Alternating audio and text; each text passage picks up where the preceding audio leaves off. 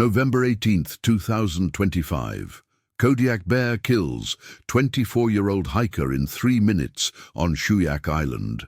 The morning mist clung to the towering Sitka spruces like ghostly fingers, reluctant to release its grip on Shuyak Island as the sun struggled to penetrate the dense canopy of Alaska's remote wilderness preserve. At 6:47 a.m. Alaska Standard Time, the temperature hovered at 32 degrees Fahrenheit, with a light northwesterly wind carrying the salt-tinged scent of the North Pacific across the 11,600-acre island that served as both sanctuary and hunting ground for some of the largest terrestrial predators on Earth. Matthew David Lee adjusted the straps of his lightweight daypack, feeling the familiar weight of his hydration system against his shoulders as he stood at the trailhead of the Neck Bay Trail, a moderately difficult 8.2-mile loop that would take him through some of the most pristine wilderness Alaska had to offer. At 24 years old, Matthew embodied the restless energy of his generation. A University of Washington graduate with a degree in environmental science, he had spent the past 18 months working as a seasonal ranger for the Alaska Department of Fish and Game, documenting wildlife populations and maintaining remote research stations throughout the Kodiak archipelago. His lean 6-foot frame carried the lean muscle of someone who spent more time hiking mountain trails than sitting behind a desk, and his sun-weathered hands spoke to countless hours spent outdoors, collecting data samples and navigating treacherous terrain. Matthew's hiking partner for this expedition was supposed to be his girlfriend of 2 years, Sarah Michelle Chen, a 23-year-old wildlife photographer from Anchorage, whose portfolio of Alaskan wilderness images had garnered attention from National Geographic and Outside magazine. Sarah stood 5'4" with shoulder-length black hair that she typically kept braided during outdoor adventures, and her compact Nikon D850 camera system never left her side during wilderness excursions. However, a severe bout of food poisoning had forced her to remain at their base camp at the Shuyak Island State Park cabin the night before, leaving Matthew to make the difficult decision of whether to proceed with their planned photography expedition alone. "I'll be fine, Sarah," Matthew had assured her the previous evening as she huddled under multiple sleeping bags in their rented cabin, her face pale and drawn.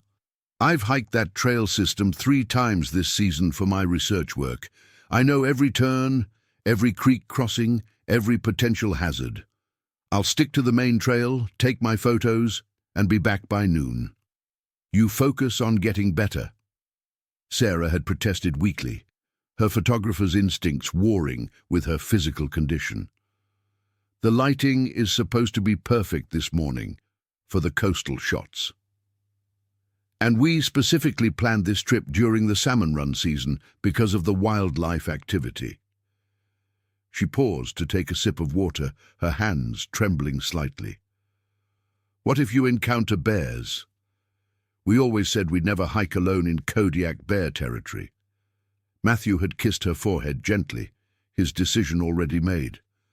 "I'll carry both bear sprays, make noise constantly, and stick to the established trail. The salmon are mostly finished running in this area anyway. Most of the bears should be preparing for hibernation by now. Besides, I've got my GPS tracker, emergency beacon, and satellite phone. If anything feels off, I'll turn around immediately." The conversation had taken place in Cabin 3 at the Shuyak Island State Park, a rustic but well-maintained structure that served as base camp for their week-long photography expedition. The cabin, built in 1987 and renovated in 2019, featured 2 bunk beds, a wood-burning stove, and basic cooking facilities, but no running water or electricity.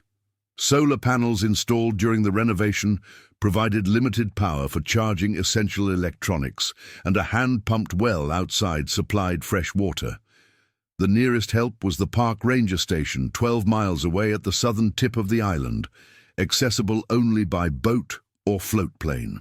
The couple had arrived on Shuyak Island 4 days earlier via chartered float plane from Kodiak, piloted by veteran bush pilot Captain Robert Dutch Hensley, a 62-year-old former military aviator who'd been flying passengers and supplies to remote Alaskan destinations for over 30 years. Dutch's weathered Cessna 206 seaplane, registration number N847AK, had touched down on the protected waters of Nikita Bay at 2:30 p.m. on November 14th, carrying Matthew, Sarah, their photography and camping equipment, and enough supplies for a week of wilderness exploration.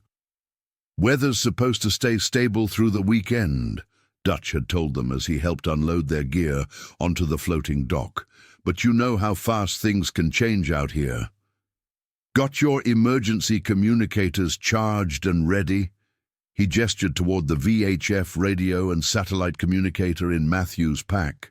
"Coast Guard monitors channel 16 continuously, and search and rescue can have aircraft in the air within 90 minutes if needed.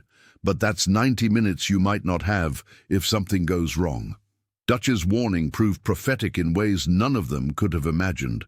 The group staying at Shuyak Island State Park that week consisted of more than just Matthew and Sarah.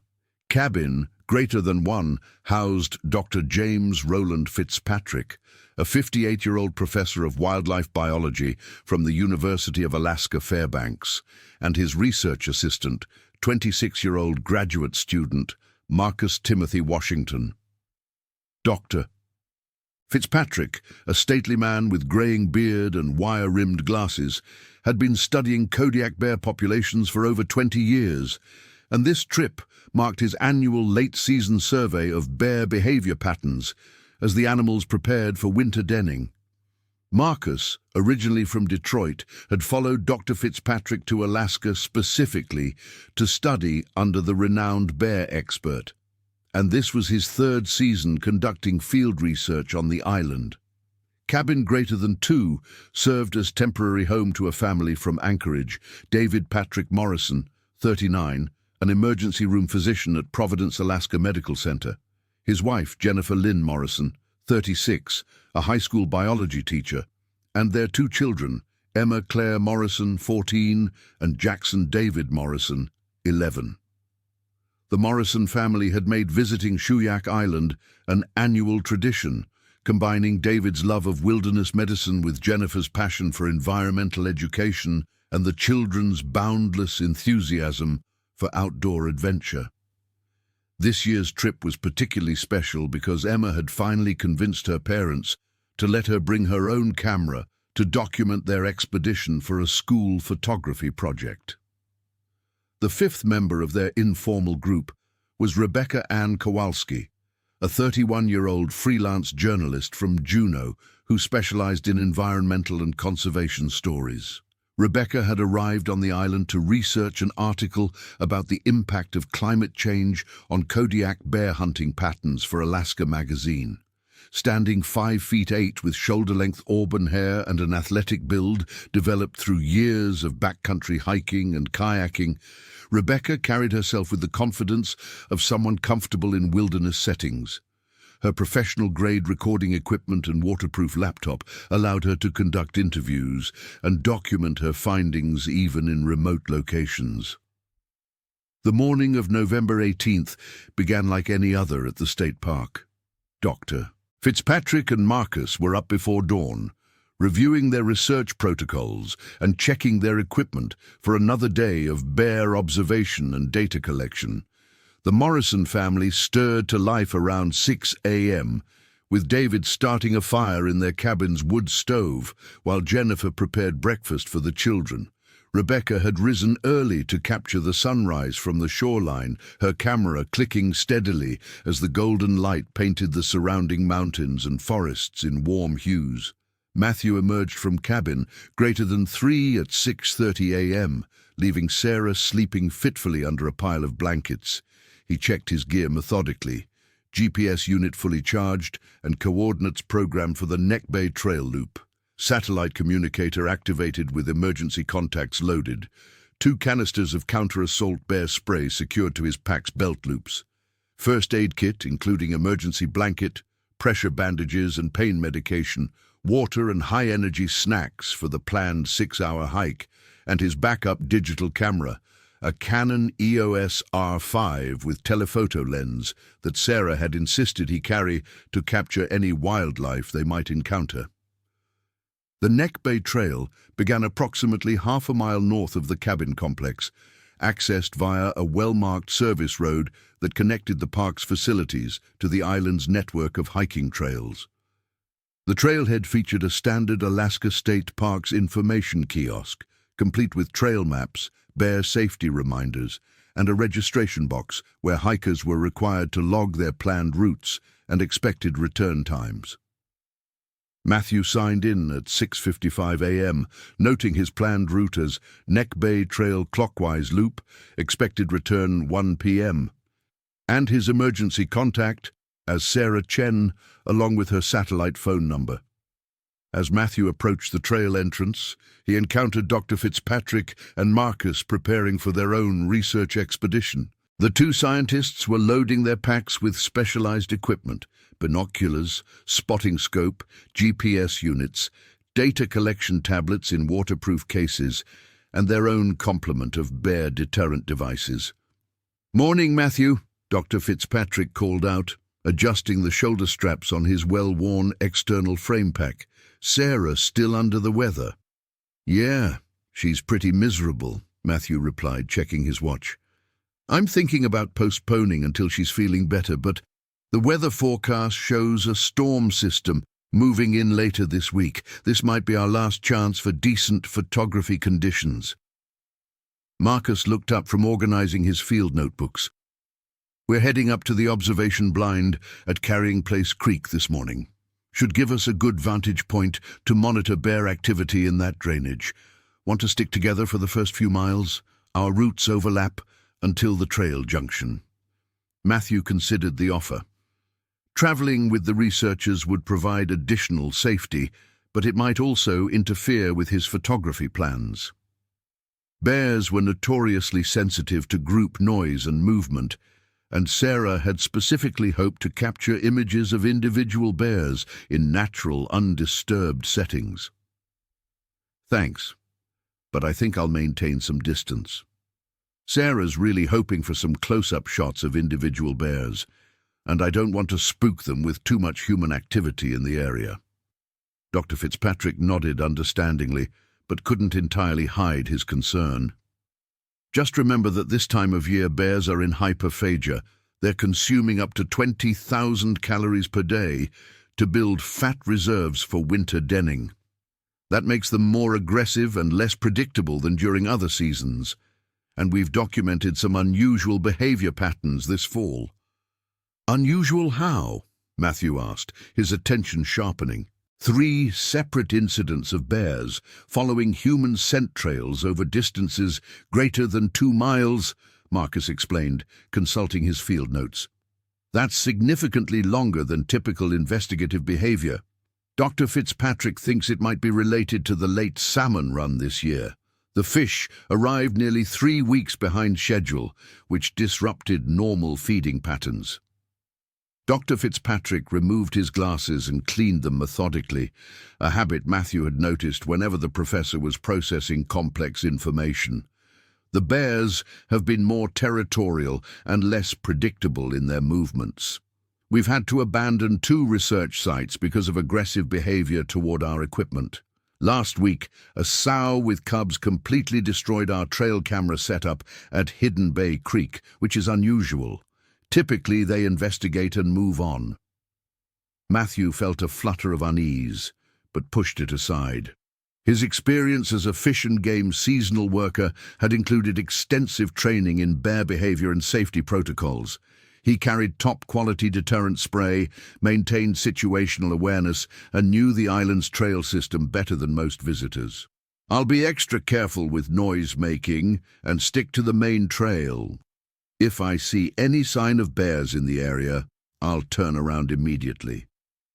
The 3 men departed the trailhead together at 7:12 a.m., their boots crunching softly on the frost-covered ground as they began the gradual ascent into the island's interior wilderness.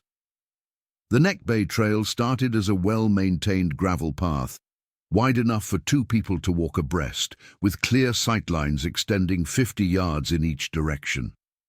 Ancient Sitka spruces towered overhead, some reaching heights of 180 feet and trunk diameters exceeding 8 feet. Their massive presence creating a cathedral-like atmosphere that muffled sound and filtered the early morning light into dancing patterns on the forest floor.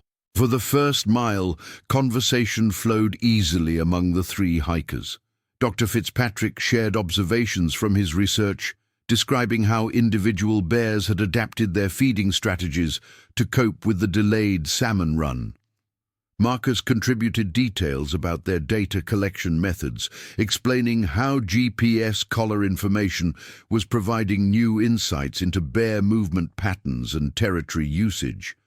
Matthew described his fish and game work, including recent projects monitoring salmon populations and documenting the impacts of commercial fishing on stream ecosystems. At 7:48 a.m., the group reached the trail junction where Matthew would diverge from the researchers' route. Dr. Fitzpatrick's GPS showed they had covered 2.3 miles and gained 640 feet of elevation. The junction featured a wooden signpost indicating distances and directions to various destinations. Carrying Place Creek Observatory, Dr. Fitzpatrick and Marcus's destination, lay 1.8 miles to the northeast. Neck Bay Overlook continued 3.1 miles northwest along Matthew's planned route, and the return trail to the state park followed a southern loop covering an additional 4.4 miles. "This is where we part ways," Dr. Fitzpatrick announced, consulting his topographic map. "We'll be at the observatory until approximately 2 p.m., then returning via the same route. If you're not back at the cabins by dark, we'll notify the rangers." Matthew appreciated the backup safety check. "I should be back by 1 p.m., 2 p.m. at the latest if I stop for extended photography sessions. If something comes up and I need to abort, I'll use the satellite communicator to let everyone know." Marcus handed Matthew a business card with handwritten information. "These are our radio frequencies and satellite phone numbers. We'll monitor Channel 7 on our VHF radios throughout the day. Don't hesitate to call if anything feels wrong." The researchers departed toward Carrying Place Creek at 7:52 a.m., their voices gradually fading as they disappeared into the dense forest. Matthew watched them go, suddenly feeling the weight of solitude in the vast wilderness. The island stretched over 47 square miles of rugged terrain, much of it accessible only by foot or boat, and the nearest help was hours away even under ideal conditions. He checked his gear one final time, ensuring his bear spray was easily accessible and his satellite communicator was functioning properly, then set off alone toward Neck Bay. The trail beyond the junction narrowed considerably, becoming a single-track path that wound through increasingly dense forest. The canopy overhead blocked most of the morning sunlight, creating a twilight atmosphere that required Matthew to adjust his camera settings for the lower light conditions. The forest floor was carpeted with a thick layer of decomposing needles and leaves, which muffled his footsteps, but also made it difficult to hear approaching wildlife. Matthew maintained a steady pace, pausing every 15 minutes to call out, "Hey bear!" "Coming through," in a loud, clear voice, a standard safety practice designed to alert bears to human presence and avoid surprising them. He also stopped frequently to examine the trail for sign of recent bear activity. Tracks in soft soil, scat, claw marks on trees or disturbed vegetation. The trail showed evidence of moderate bear traffic, with several sets of tracks visible in muddy sections, but nothing appeared fresh enough to indicate recent presence. At 8:23 a.m., Matthew reached a scenic overlook that provided the first clear view of Neck Bay, a protected inlet that served as prime salmon spawning habitat and consequently attracted significant bear activity during fishing season. The bay stretched nearly 2 miles from north to south, with steep bluffs on both sides and a gravel beach at the head where Neck Creek emptied into the saltwater. Even from his elevated position nearly 400 feet above sea level, Matthew could see scattered salmon carcasses littering the shoreline, evidence of the late-season feeding frenzy that had recently concluded. The photographer in him responded immediately to the dramatic scenery. The morning light was beginning to break through the cloud cover, creating perfect conditions for landscape photography. Matthew spent 20 minutes capturing images of the bay from various angles, adjusting his camera settings to compensate for the challenging lighting conditions and experimenting with different compositions that emphasized the raw beauty of the Alaskan wilderness. As he worked, Matthew became gradually aware of a presence watching him from the forest. It started as a subtle feeling, a prickle at the back of his neck, an instinctive sense that he was no longer alone. He paused his photography and listened carefully, hearing only the whisper of wind through the trees and the distant sound of waves against the rocky shoreline below.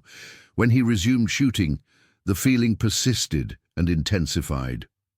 Matthew's bear safety training had emphasized the importance of trusting intuitive feelings about danger. Bears were remarkably skilled at moving silently through forest environments, and their dark brown fur provided excellent camouflage among the shadows and tree trunks. A bear could observe a human from surprisingly close range without being detected, especially if the person was focused on other activities like photography. He decided to test his suspicions by calling out loudly, "Hey bear! Human here, just passing through." His voice echoed across the overlook and into the surrounding forest. For several seconds the wilderness remained silent. Then Matthew heard a sound that made his blood run cold, the distinctive huffing vocalization that Kodiak bears use to express agitation or establish dominance. The sound came from approximately 50 yards behind him, back along the trail he had just traveled. Matthew turned slowly, scanning the forest methodically, while keeping his hands near his bear spray canisters. Kodiak bears were notorious for their ability to remain motionless and nearly invisible among trees and shadows, and even a massive 1,000-pound animal could disappear completely if it chose not to move.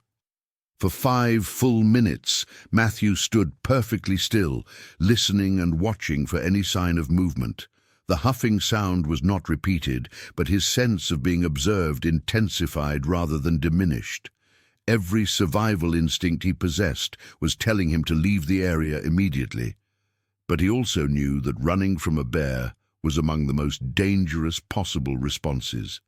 Bears were capable of reaching speeds exceeding 35 miles per hour over short distances, far faster than any human could run, and sudden flight often triggered their chase instincts. Instead, Matthew began backing slowly away from the overlook, moving toward the continuation of the trail while keeping his eyes focused on the area where he believed the bear might be hiding.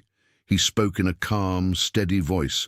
"Okay, bear, I'm leaving your area now. No trouble here, just passing through peacefully." He had covered perhaps 20 yards when movement in his peripheral vision caused him to freeze. A massive dark shape emerged from behind a cluster of young spruces approximately 30 yards to his left, moving with the deceptively casual gait that characterized a confident predator. Matthew's first glimpse of the bear left him breathless. This was not just any Kodiak bear, but a truly enormous boar that likely weighed well over 1,000 pounds. Standing on all 4 legs, the animal's shoulder height reached nearly 4 feet, and its body length from nose to tail exceeded 8 feet. The bear's coat was dark chocolate brown, with lighter highlights around the face and shoulders, and its massive head appeared disproportionately large, even for a Kodiak bear. Matthew recognized immediately that he was looking at what biologists termed a super bear, an exceptionally large individual representing the absolute peak of Kodiak bear size and power. Such animals were rare even among Kodiak bears, which were already the largest brown bears in the world. This particular bear's physical characteristics suggested an age of 15 to 20 years and a lifetime of successful hunting and territory defense that had allowed it to reach truly extraordinary proportions. The bear stopped its forward movement and raised its head to look directly at Matthew, demonstrating the kind of deliberate, intelligent assessment that made Kodiak bears such formidable predators. Its small, dark eyes studied the human with unmistakable interest, and Matthew could see the animal's nostrils flaring as it processed his scent. The bear's ears, relatively small compared to its massive head, rotated forward in a sign of focused attention. Matthew's training had covered this exact scenario multiple times. When confronted by a bear at close range, the recommended response was to avoid direct eye contact while remaining aware of the animal's position, speak in calm, non-threatening tones, and back away slowly without turning around or running. Under no circumstances should a person approach the bear, make sudden movements, or attempt to photograph it, all behaviors that could be interpreted as aggressive or predatory. "Easy, big guy," Matthew said softly, his voice barely above a whisper. "I'm just leaving your territory. No problems here." He continued his slow retreat, putting one foot carefully behind the other while maintaining visual contact with the enormous animal. His right hand moved almost imperceptibly toward the bear spray canister on his belt, though he knew that deploying the spray at this distance would be premature and potentially counterproductive. The bear watched Matthew's retreat for several seconds, then lowered its head and began moving parallel to the trail, shadowing the human's movement while maintaining a consistent distance of approximately 30 yards. This behavior triggered immediate alarm in Matthew's mind. Bears that followed humans were displaying predatory rather than defensive behavior, and the situation had just escalated from concerning to potentially life-threatening. Matthew continued his retreat, now moving with slightly more urgency while still avoiding any sudden movements that might trigger a charge. The trail ahead curved around a rocky outcropping that would temporarily block his view of the bear, and he knew that losing visual contact with the bear would be a problem. Animal would leave him extremely vulnerable. Bears could move with surprising speed and stealth when they chose to, and this particular individual had already demonstrated uncomfortably sophisticated hunting behavior.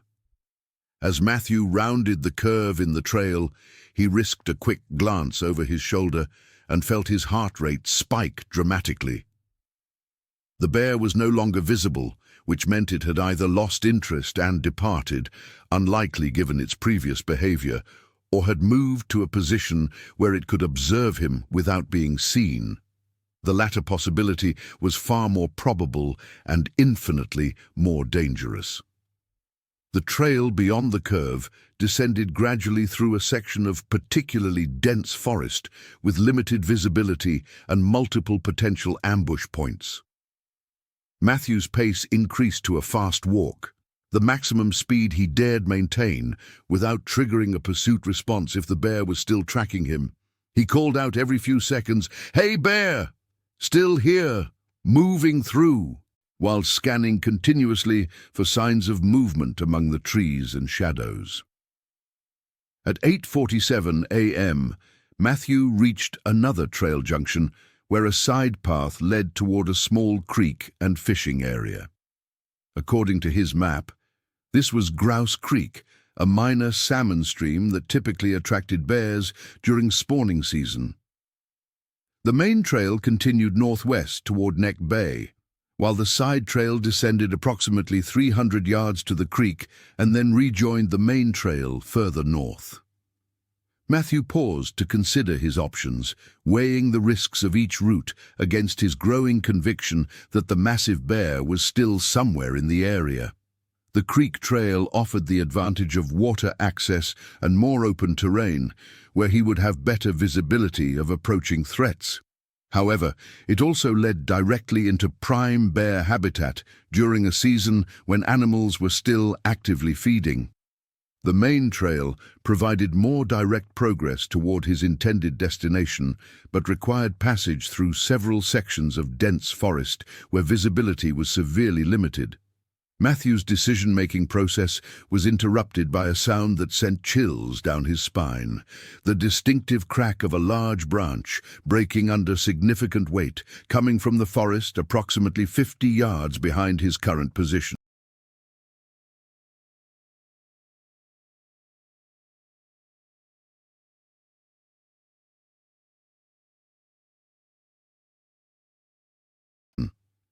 Something heavy was moving through the trees, and given the recent encounter, there was little doubt about what that something might be. He abandoned any pretense of casual hiking and began moving quickly along the main trail, no longer concerned about making noise or appearing threatening. Survival had become his primary concern, and reaching the relative safety of the Neck Bay Overlook, where he would have radio communication with Dr. Fitzpatrick and Marcus, was now his immediate objective. The overlook was approximately 1 mile ahead, a distance he could cover in 15 to 20 minutes at a fast hiking pace. The trail continued its gradual descent through increasingly challenging terrain. Root systems from the massive spruces created natural obstacles that required careful navigation, and several small streams crossed the path, creating muddy sections where footing became treacherous. Matthew's hiking boots, designed for Alaska's demanding conditions, provided excellent traction, but the uneven terrain prevented him from maintaining a consistent pace. At 8:52 a.m., Matthew heard the unmistakable sound of heavy breathing behind him, much closer than any previous evidence of the bear's presence. He turned to look back along the trail and saw nothing, but the sound continued, a rhythmic huffing that suggested a large animal moving at significant speed. Bears in pursuit mode could maintain surprising pace over considerable distances, and their respiratory rate would increase accordingly. Matthew abandoned all remaining pretense of calm retreat and began running. His pack bounced uncomfortably against his back, and his camera equipment created additional weight and bulk that hampered his movement, but stopping to adjust gear was no longer an option. The trail ahead rose sharply as it climbed toward the Neck Bay Overlook, and Matthew knew that the ascent would test both his cardiovascular fitness and his ability to maintain speed under pressure. The sound of pursuit intensified, and Matthew could now hear the distinctive sound of large paws hitting the trail surface behind him. Bears were deceptively quiet when moving slowly, but at speed, their movement created unmistakable noise, the impact of massive paws, the brush of fur against vegetation, and the increasingly labored breathing of a large predator in pursuit mode. Matthew's training had included warnings about the speed and endurance of Kodiak bears, but experiencing it firsthand was terrifying beyond anything he had imagined. The animal behind him was not only keeping pace with his running, but appeared to be gaining ground steadily. Bears could maintain speeds exceeding 30 miles per hour for distances of several miles, far beyond the capability of any human runner, particularly one carrying a pack and camera equipment over challenging terrain. The trail leveled briefly as it crossed a small meadow, providing Matthew with his first clear view of the overlook ahead. The observation platform was visible approximately 400 yards away, accessed by a series of switchbacks that climbed the final steep approach to the rocky prominence. If he could reach the platform, he would have radio communication with the researchers and could call for emergency assistance using his satellite communicator. Matthew risked a quick glance behind him as he entered the meadow, and the sight that greeted him nearly caused him to stumble and fall. The massive Kodiak bear was approximately 50 yards behind him and closing fast, moving with the powerful ground-covering lope that bears used when traveling at speed. The animal's enormous size was even more apparent when it was in motion. Its shoulder muscles rippled with each stride, and its head swayed from side to side with predatory focus. More terrifying than the bear's size and speed was its obvious determination. This was not a defensive animal trying to drive away a perceived threat. This was a predator that had identified prey and was actively hunting. The bear's body language communicated focused aggression and hunting intent, and Matthew realized with sickening certainty that he had become the target of a predatory attack by one of North America's apex predators. The switchbacks leading to the overlook proved more challenging than Matthew had anticipated. The trail zigzagged back and forth across the steep slope, gaining approximately 200 feet of elevation over a quarter-mile distance. Each turn in the trail temporarily blocked his view of the pursuing bear, but the sound of its approach continued unabated. Matthew's lungs burned from the combination of altitude, exertion, and pure terror, and his legs were beginning to feel the strain of running uphill while carrying a loaded pack.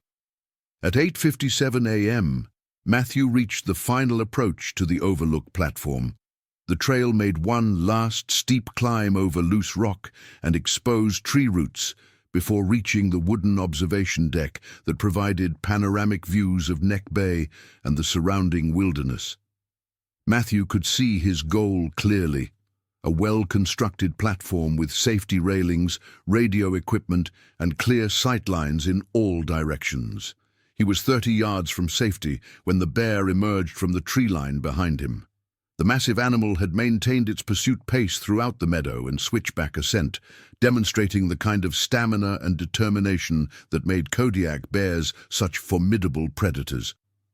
As it broke into the open area below the observation platform, the bear's size and power were fully revealed. Standing on its hind legs, the animal would have exceeded 9 feet in height, and its muscle mass was distributed across a frame that represented the absolute pinnacle of ursine evolution.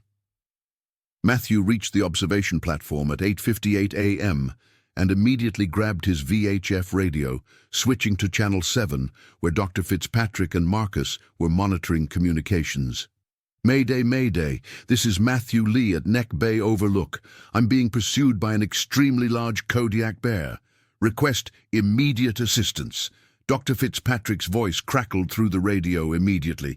"Matthew, we copy your distress call. Are you in immediate danger? What's your exact position?" "I'm on the observation platform at Neck Bay Overlook," Matthew responded, watching the bear approach the base of the platform. "The bear is approximately 20 yards away and showing aggressive behavior. It's been following me for over a mile." The wooden observation platform stood approximately 12 feet above the surrounding terrain, supported by treated lumber posts that had been anchored into the rocky hillside. The platform's design included safety railings on all sides and a roof structure that provided protection from weather but would offer little defense against a determined bear. Kodiak bears were excellent climbers, capable of scaling trees and structures that would challenge much smaller animals. Matthew's heart sank as he watched the enormous bear approach the base of the platform.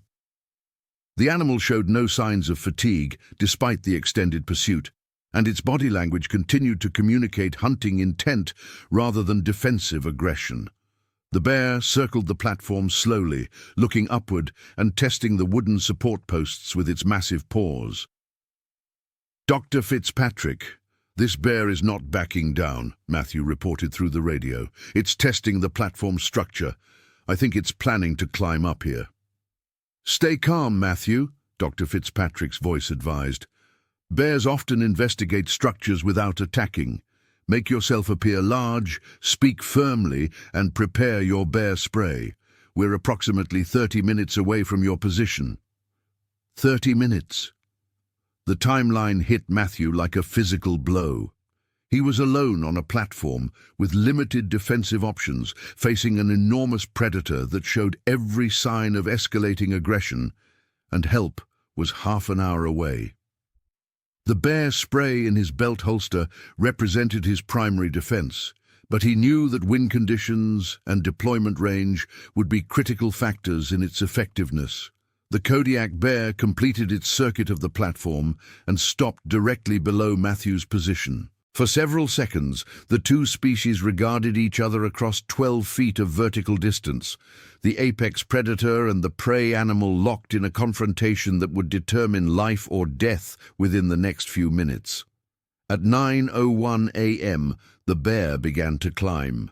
Kodiak bears possessed surprising agility for their enormous size, and this individual demonstrated the climbing ability that made them such versatile predators.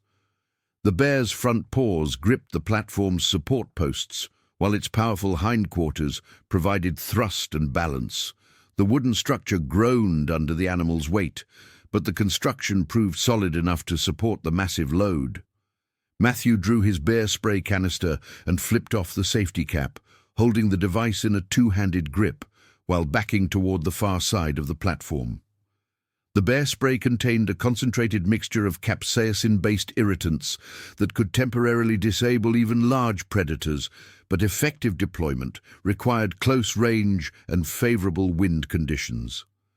Matthew could feel a light breeze blowing from his left, which would affect the spray pattern and potentially blow the irritant back into his own face. "Dr. Fitzpatrick, the bear is climbing onto the platform," Matthew reported through his radio. "I'm preparing to deploy bear spray." "Wait until the bear is within 10 feet before deploying," Dr. Fitzpatrick advised. "You'll only get one chance, so make it count. Aim slightly downward and be prepared to follow up with noise and aggressive behavior." The massive bear reached the platform surface at 9:02 a.m., hauling its enormous bulk over the safety railing with surprising grace. Standing on the wooden decking, the animal's true size became overwhelmingly apparent. The platform, designed to accommodate multiple adult humans, suddenly seemed cramped with the presence of a creature that weighed over half a ton and possessed the predatory capabilities of a natural killing machine. Matthew found himself pressed against the platform's rear railing, with nowhere to retreat and 12 feet of empty air behind him. The bear stood approximately 15 feet away, studying him with the kind of patient assessment that predators used when evaluating prey. The animal's breathing was heavy but controlled, and its small, dark eyes never left Matthew's position. For 30 seconds, predator and prey maintained their standoff. Matthew kept his bear spray raised and ready while speaking in what he hoped was a calm, authoritative voice. "Easy, bear. I'm not a threat to you. I'm going to leave your territory now." The words felt hollow and inadequate against the raw power and determination radiating from the enormous animal. The bear took a step forward. Matthew triggered his bear spray at 9:03 a.m., sending a concentrated stream of capsaicin irritant toward the approaching predator. The spray deployment was textbook perfect, aimed slightly downward to compensate for the wind, sustained for the recommended 2-second duration, and delivered at optimal range for maximum effectiveness. The orange cloud of irritant engulfed the bear's head and upper body, and Matthew immediately prepared to deploy his backup canister if necessary. For a moment, the bear appeared stunned by the chemical assault.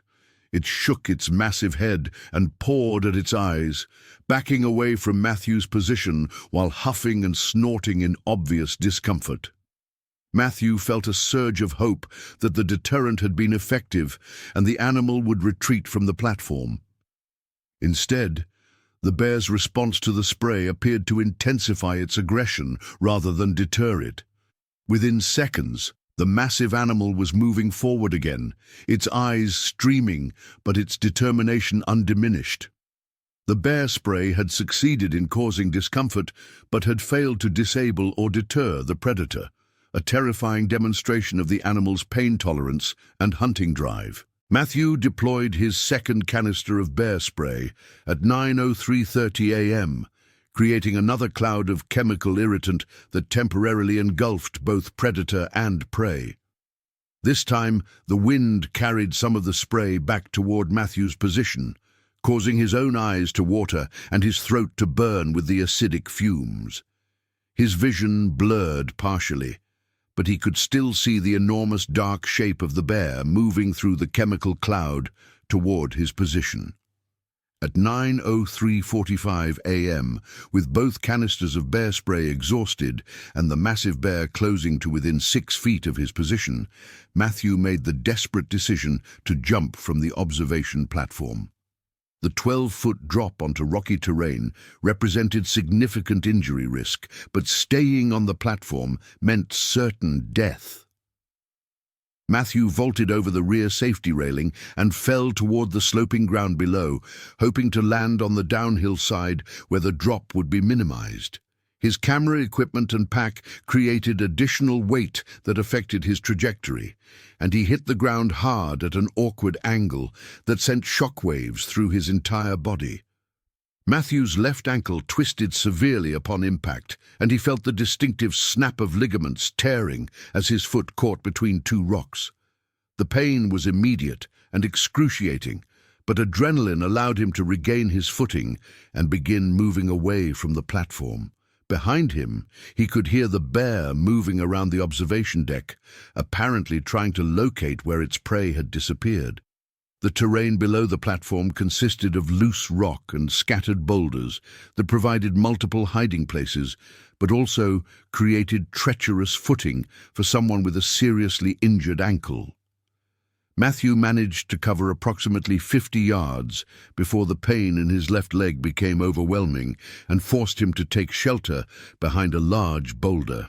He retrieved his satellite communicator from his pack and activated the emergency beacon, sending a distress signal that would alert rescue services to his GPS coordinates and emergency status.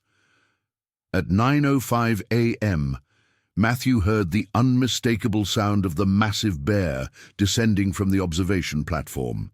The animal had apparently located his scent trail and was following his movement through the rocky terrain below the overlook. Matthew realized with growing horror that his injury had eliminated any possibility of outrunning the predator, and his exhausted supply of bear spray left him virtually defenseless. The satellite communicator in Matthew's hands showed that his emergency signal had been received and acknowledged by the Alaska Rescue Coordination Center, but estimated response time was listed as 45 to 60 minutes, depending on weather conditions and aircraft availability. A helicopter would need to be dispatched from either Kodiak or Anchorage, and even under optimal conditions, Matthew would be on his own for at least another 40 minutes. Matthew tried to contact Dr. Fitzpatrick and Marcus via radio, but the rocky terrain and his position below the overlook interfered with radio transmission. He could hear fragments of their voices attempting to establish contact, but their words were broken and unintelligible through the static. The researchers knew he was in distress and were traveling toward his position, but they were still 20 to 25 minutes away on foot. The sound of the bear's movement through the rocks grew steadily closer. Matthew could track the animal's progress by the distinctive sound of large paws displacing loose stone and the occasional scrape of claws against rock surfaces. The bear was moving methodically rather than rushing, suggesting that it was following his scent trail with the patient determination of a predator that knew its prey was injured and unable to escape. Matthew's tactical situation was desperate. His left ankle was severely injured and would not support his weight for any significant movement. His bear spray was exhausted, and his only remaining defensive options were a hiking knife with a 4-inch blade and whatever rocks or debris he could throw at an attacking bear. Against a healthy Kodiak bear weighing over 1,000 pounds, such weapons would be essentially useless. At 9:07 a.m., Matthew caught his first glimpse of the massive bear moving through the rocks approximately 30 yards away. The animal's dark fur provided excellent camouflage among the shadows and boulders, but its enormous size made concealment impossible once it began moving. The bear appeared to be following his exact route from the platform, pausing periodically to test the air for scent and examine the ground for visual signs of passage. Matthew remained motionless behind his boulder shelter, hoping that the bear might lose his trail or become distracted by other scents in the area. The wind was generally favorable, blowing from the bear toward his position rather than carrying his scent toward the predator, but wind patterns in rocky terrain could be unpredictable and variable. The massive bear reached the location where Matthew had first taken shelter and stopped, raising its head to test the air more thoroughly. The animal's behavior suggested that it had detected fresh human scent, but was working to pinpoint the exact location. Matthew watched in terror as the bear's head turned slowly in his direction, its small, dark eyes scanning the rocky terrain with predatory focus. At 9:08 a.m., the Kodiak bear looked directly at Matthew's hiding place and began moving toward him with deliberate intent. Matthew's final defensive stand took place in a small clearing among the boulders approximately 200 yards below the Neck Bay observation platform. The terrain provided no further retreat options. Steep cliffs dropped away to the bay on one side, while impenetrable brush blocked escape in other directions. Matthew drew his hiking knife and braced his back against a large rock, preparing to face the massive predator with only a 4-inch blade and whatever courage he could summon. The enormous bear entered the clearing at 9:08:30 a.m., moving with the confident gait of a predator that had cornered its prey. The animal's size in the open space was overwhelming. Standing on all 4 legs, its shoulder height exceeded 3.5 feet, while its massive head swayed from side to side as it approached. The bear's eyes, small but intensely focused, never left Matthew's position. "Come on, then," Matthew whispered, raising his knife in a defensive position despite knowing how futile the gesture was. "Let's get this over with." The Kodiak bear closed the final distance in a sudden explosive charge that covered 30 feet in less than 2 seconds. Matthew had time to register the incredible speed and power of the attacking predator before 1,100 pounds of bone, muscle, and killing intent struck him with the force of a freight train. The impact knocked Matthew backward against the rock behind him, and his knife spun away into the brush as the bear's massive paw struck his right arm. The animal's strength was beyond human comprehension. A casual swipe that would have been a minor gesture for the bear shattered Matthew's forearm and sent waves of agony through his entire body. At 9:09 a.m., the massive Kodiak bear began its killing attack. The bear's jaws, capable of generating bite forces exceeding 1,200 pounds per square inch, closed around Matthew's left shoulder and upper chest. The sensation was indescribable, not just pain, but the overwhelming awareness that his body was being destroyed by forces completely beyond his ability to resist. The bear's teeth, each over 2 inches long, penetrated through clothing, skin, and muscle tissue with horrifying ease. Matthew's screams echoed across the rocky terrain and out over Neck Bay, carrying nearly a mile through the clear morning air. Any wildlife in the immediate area fled from the sound of a large predator making a kill, but the wilderness itself seemed to absorb and muffle the human cries of agony and terror. The massive bear lifted Matthew partially off the ground, shaking him with the same casual power that a domestic dog might use to kill a small animal. Matthew's ribs cracked under the pressure, and he felt his left arm separate from his shoulder joint as the bear's jaws maintained their crushing grip. Blood poured from multiple puncture wounds, soaking his clothing and creating dark stains on the rocky ground. At 9:10 a.m., approximately 2 minutes and 30 seconds after the attack began, Matthew David Lee lost consciousness from blood loss and trauma shock. His body went limp in the bear's jaws, but the massive predator continued its attack for another 30 seconds, ensuring that its prey was completely incapacitated. The Kodiak bear released Matthew's body at 9:10:30 a.m. and stepped back to examine its kill. The enormous animal showed no signs of fatigue or injury, despite the extended pursuit and attack sequence. It sniffed at Matthew's motionless form, then began the feeding behavior typical of successful predators, methodical consumption starting with the most nutritious organs and tissues. Dr. James Fitzpatrick and Marcus Washington reached the Neck Bay overlook at 9:23 a.m. 13 minutes after Matthew's death. They had been traveling at maximum speed since receiving his distress call, covering the 2.8 miles from their research site to the overlook in under 30 minutes, a remarkable pace over challenging terrain. The observation platform showed clear evidence of the confrontation: scattered equipment, chemical residue from the bear spray deployment, and damage to the safety railing where the massive bear had climbed onto the deck. Dr. Fitzpatrick immediately spotted Matthew's radio lying broken on the platform surface, along with his GPS unit and one of his camera lenses. "Matthew! Matthew Lee!" Dr. Fitzpatrick called out, his voice carrying across the rocky terrain below the platform. The response was silence, no human voice answering their calls, but a different sound that made both researchers freeze in terror. The sound of a large animal feeding came from the boulder field approximately 200 yards below their position. It was unmistakable to anyone familiar with predator behavior: the rhythmic tearing of flesh, the crack of bones being crushed, and the heavy breathing of a large carnivore consuming fresh prey. Marcus pointed toward the source of the sounds with a trembling hand. "Dr. Fitzpatrick, look there, in the clearing among the boulders." Through his binoculars, Dr. Fitzpatrick could see the massive dark shape of an enormous Kodiak bear in the clearing below. The animal was feeding on something partially hidden behind the rocks, but occasional glimpses revealed human clothing and equipment scattered around the site.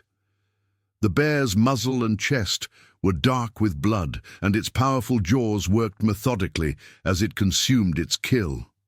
"Dear God," Dr. Fitzpatrick whispered, the binoculars trembling in his hands. "It's feeding on him." Matthew's dead. The two researchers faced an impossible situation. Matthew clearly needed immediate medical attention, but approaching the massive bear while it was feeding would be suicidal. Kodiak bears were notorious for defending their kills aggressively, and this particular individual had already demonstrated predatory behavior that far exceeded normal defensive territoriality. Dr. Fitzpatrick activated his satellite communicator and contacted the Alaska Rescue Coordination Center directly. "This is Dr. James Fitzpatrick reporting a fatal bear attack on Shuyak Island. Location is Neck Bay Overlook. GPS coordinates 58.5742 north, 152.3891 west. One confirmed fatality, Matthew David Lee, age 24. Extremely large Kodiak bear is currently feeding on the victim and presents extreme danger to any rescue personnel." The rescue coordinator's voice was professionally calm but urgent. "Dr. Fitzpatrick, we copy your report of a fatal bear attack. Are you in immediate danger? What's your current position relative to the victim and bear? We're approximately 200 yards away on an elevated observation platform," Dr. Fitzpatrick replied.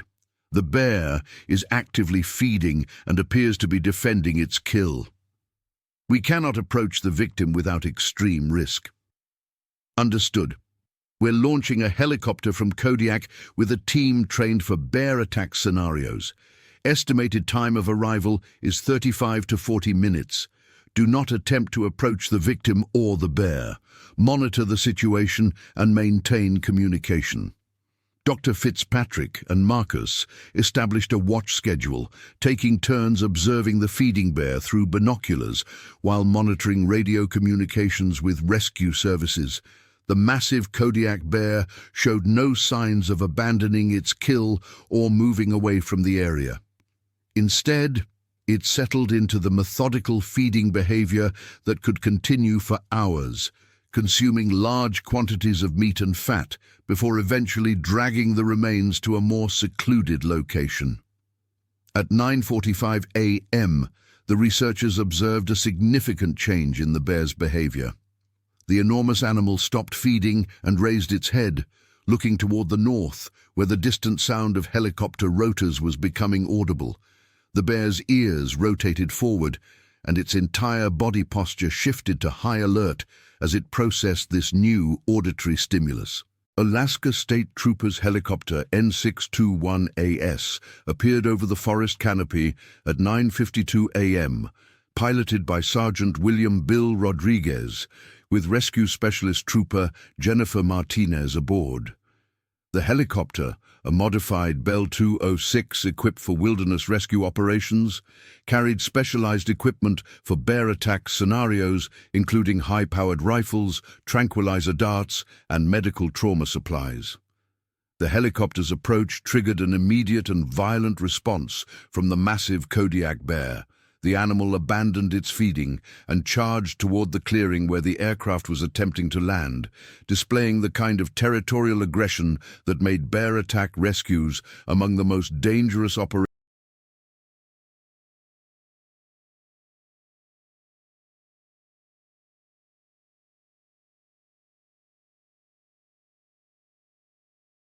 in Alaska. The bear's size and apparent willingness to attack even a helicopter demonstrated the extreme hazard facing the rescue team. "This is Trooper Martinez," the radio crackled.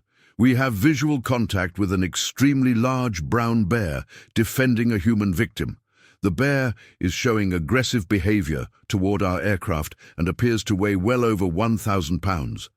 We're going to need to neutralize the animal before attempting victim recovery." Dr. Fitzpatrick responded immediately.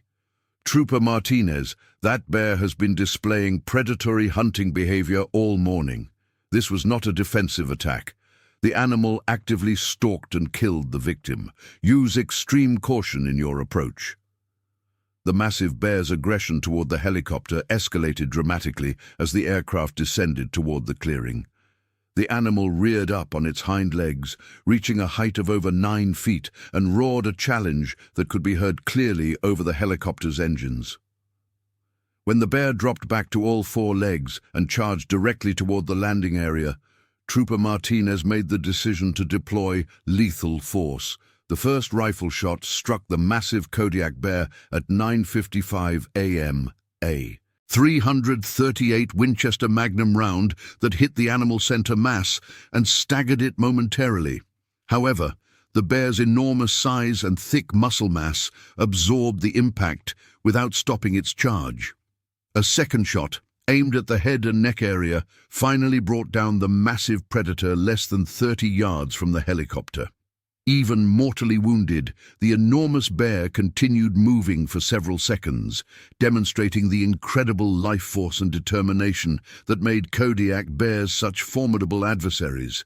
The animal's final movements were toward the remains of its victim, as if attempting to defend its kill, even in death. Trooper Martinez and rescue specialist David Chen reached Matthew's body at 10:02 a.m., 7 minutes after neutralizing the massive bear. The scene that greeted them was one of devastating violence. Matthew's body had been severely mauled and partially consumed, with injuries that were clearly incompatible with survival. Despite the obvious futility, both rescuers began emergency medical procedures, checking for vital signs and attempting to stabilize what remained of the victim. "Control, this is Martinez at the scene," the trooper reported via radio. "Victim is deceased. Multiple traumatic injuries consistent with large predator attack. Time of death appears to be at least 30 minutes ago. We're going to need the medical examiner and a body recovery team." The massive Kodiak bear that had killed Matthew Lee measured 8 feet, 4 inches from nose to tail and weighed an estimated 1,147 pounds when its body was later examined by Alaska Department of Fish and Game biologists. The animal was approximately 18 years old, based on tooth wear analysis, and represented one of the largest Kodiak bears ever documented. Its stomach contents included not only evidence of recent human consumption, but also the remains of several salmon and a significant quantity of blueberries, suggesting that the bear had been feeding actively in preparation for winter denning.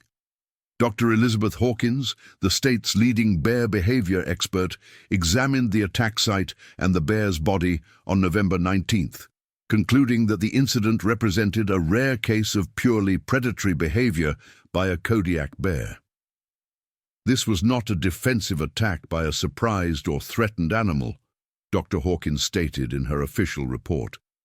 The bear actively stalked Mr. Lee over a considerable distance, demonstrated sophisticated hunting behavior, and showed no signs of backing down when confronted with deterrent measures. This represents predatory hunting behavior of the type we occasionally observe in polar bears, but almost never in Kodiak brown bears. The recovery of Matthew's body required specialized equipment and multiple personnel due to the remote location and difficult terrain. A second helicopter transported the body recovery team, while additional state troopers secured the area and documented the attack scene. The massive bear's carcass was removed for biological examination, with tissue samples preserved for genetic analysis and disease testing. Sarah Chen was notified of Matthew's death at 11:30 a.m. by Alaska State Troopers via satellite phone communication with the park rangers at Shuyak Island. The notification came while she was still recovering from food poisoning at the state park cabin, and the news of her boyfriend's death created a medical emergency that required immediate evacuation. Sarah was flown to Providence, Alaska Medical Center in Anchorage, where she was treated for severe shock and dehydration. The Morrison family learned of the attack when state troopers arrived at their cabin to inform all park visitors of the incident and begin evacuation procedures. David Morrison, as an emergency room physician, immediately offered his assistance with any medical aspects of the recovery operation, but was informed that the victim was beyond help. The family's planned vacation ended abruptly as they were evacuated from the island, along with all other visitors, pending a full investigation of the incident. Rebecca Kowalski, the freelance journalist, found herself in the unique position of being both a potential source for the story and a member of the media covering it. Her presence on the island during the attack provided valuable first-hand testimony about the group dynamics and events leading up to the incident, but also created ethical complications about her role as both witness and reporter. The immediate aftermath of Matthew's death triggered a complex emergency response involving multiple agencies and jurisdictions. The Alaska State Troopers took primary responsibility for the death investigation, while the Alaska Department of Fish and Game initiated a comprehensive review of bear management policies on Shuyak Island.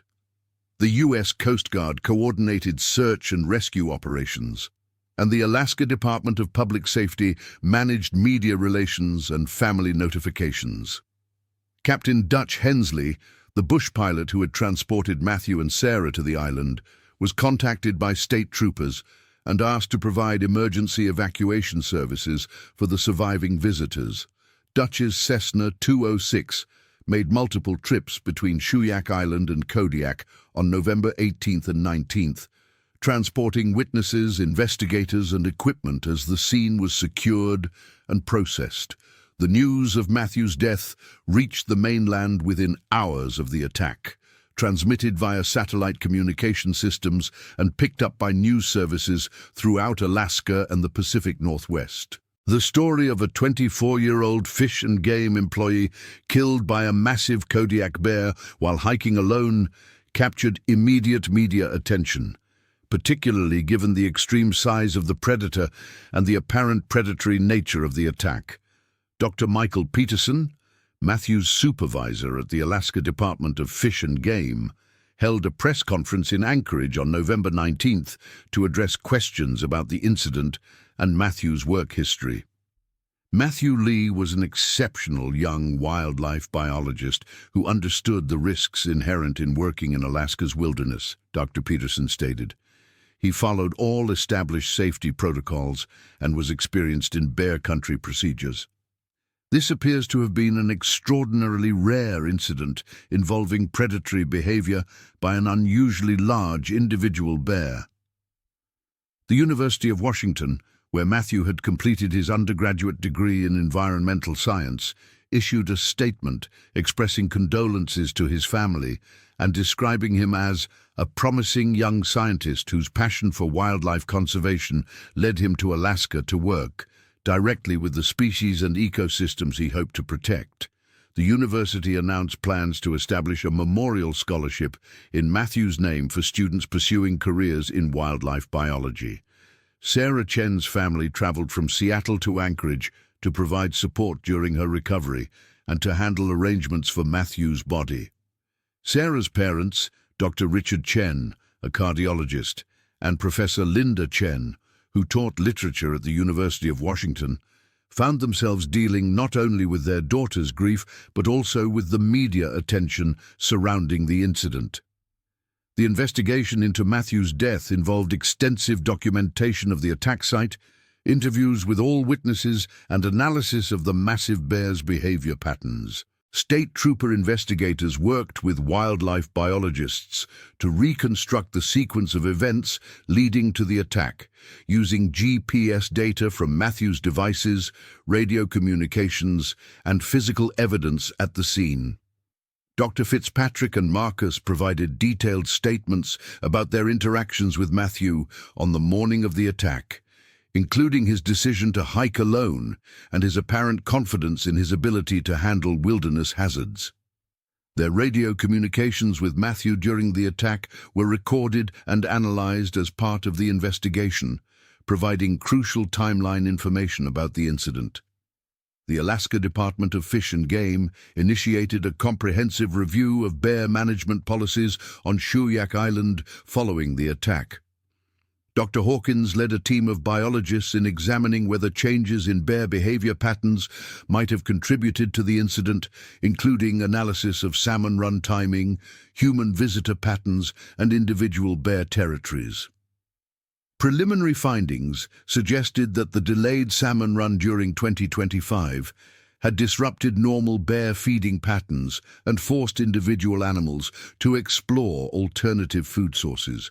The massive bear that killed Matthew had been documented in the area for several years, but had never previously shown aggressive behavior toward humans.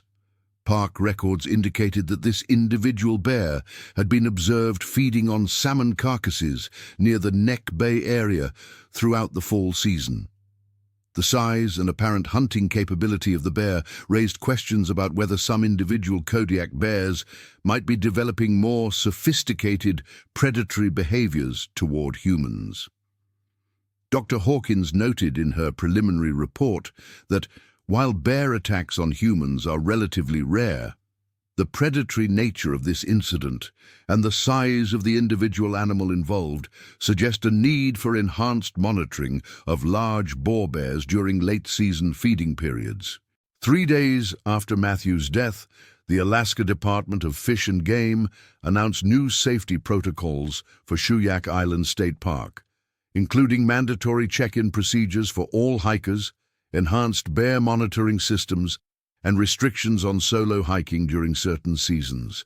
The new protocols would require all visitors to carry GPS tracking devices and check in via radio every 2 hours while hiking in designated bear habitat areas.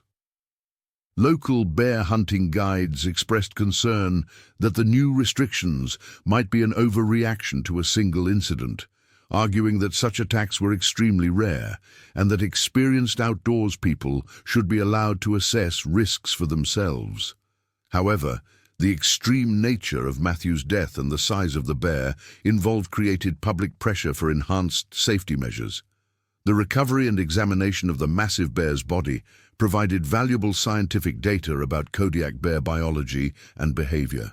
At 1,147 pounds, the animal ranked among the largest Kodiak bears ever documented, and its stomach contents provided insights into late-season feeding behavior. Tissue samples were preserved for genetic analysis to determine whether this individual bear might have represented a distinct genetic lineage within the Kodiak bear population. Dr. Hawkins's examination of the bear's claws and teeth revealed extensive wear patterns consistent with an animal that had been actively hunting and feeding throughout its long life. The bear's physical condition suggested excellent health and nutrition, indicating that it had been a successful predator throughout its estimated 18-year lifespan.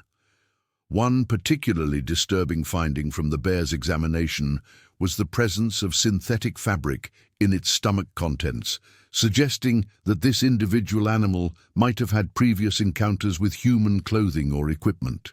While such material could have been scavenged from abandoned campsites or garbage, it raised the possibility that the bear had previous experience with human-related food sources. The investigation into Matthew's death revealed that he had followed most established safety protocols for hiking in bear country, including carrying bear spray, making noise while traveling, and maintaining communication with other hikers.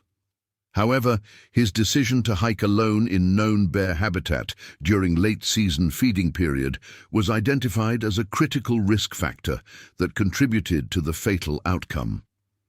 Sarah Chen's recovery from the trauma of losing Matthew was complicated by survivor's guilt over her inability to accompany him on his final hike. During her hospitalization in Anchorage, Sarah struggled with the knowledge that Matthew had proceeded with their planned photography expedition despite her illness, leading to the fatal encounter with the massive bear. "He wanted to capture images for my portfolio," Sarah told investigators during her formal interview. "We had planned this trip for months, and the weather window was closing. I should have insisted that he wait for me to recover, but I knew how much the photography meant to both of us." Dr. Patricia Williams, the trauma counselor assigned to work with Sarah during her recovery, noted that survivors' guilt was common among family members and friends of animal attack victims. "Sarah is struggling with the natural human tendency to replay events and imagine alternative outcomes," Dr. Williams explained. "The reality is that Matthew made an informed decision based on his experience and training, and the attack was an extremely rare occurrence that could not have been predicted."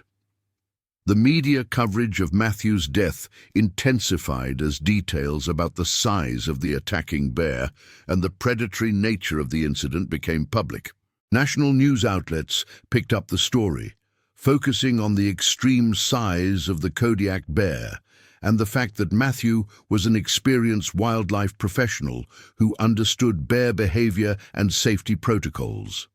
CNN wildlife correspondent Janet Masters traveled to Alaska to report on the incident, interviewing Dr. Hawkins and other bear experts about the implications of the attack. What makes this incident particularly significant is that it involved an experienced wildlife professional who followed established safety procedures, Masters reported. The predatory behavior displayed by this individual bear challenges some assumptions about Kodiak bear interactions with humans. The Discovery Channel announced plans to produce a documentary about the incident, focusing on the extreme size of the attacking bear and the scientific questions raised by its predatory behavior.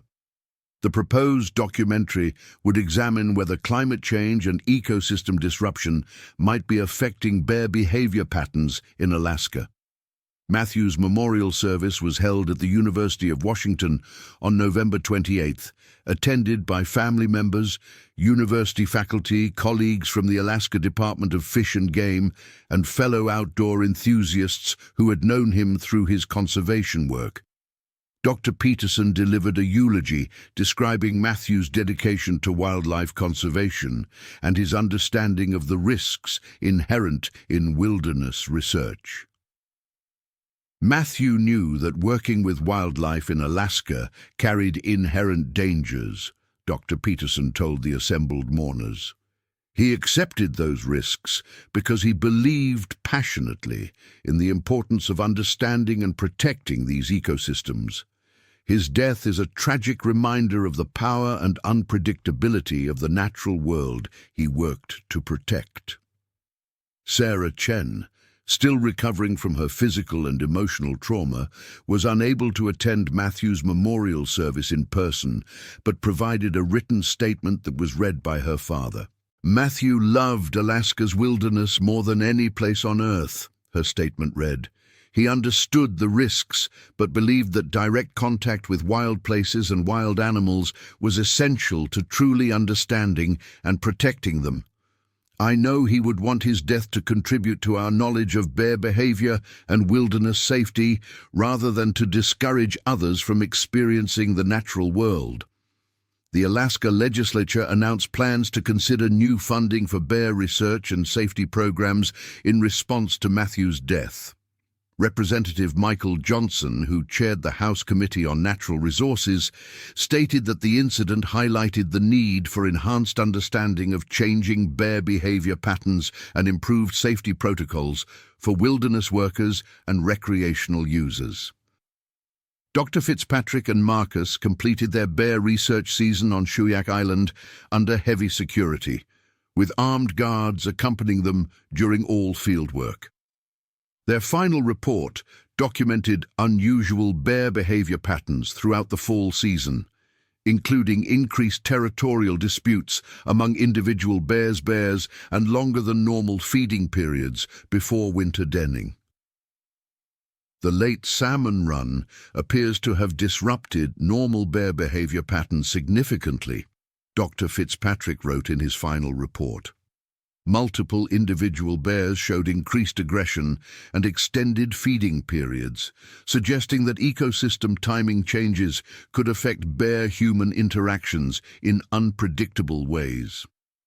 The Morrison family returned to Anchorage with complicated feelings about their wilderness vacation that had ended in tragedy.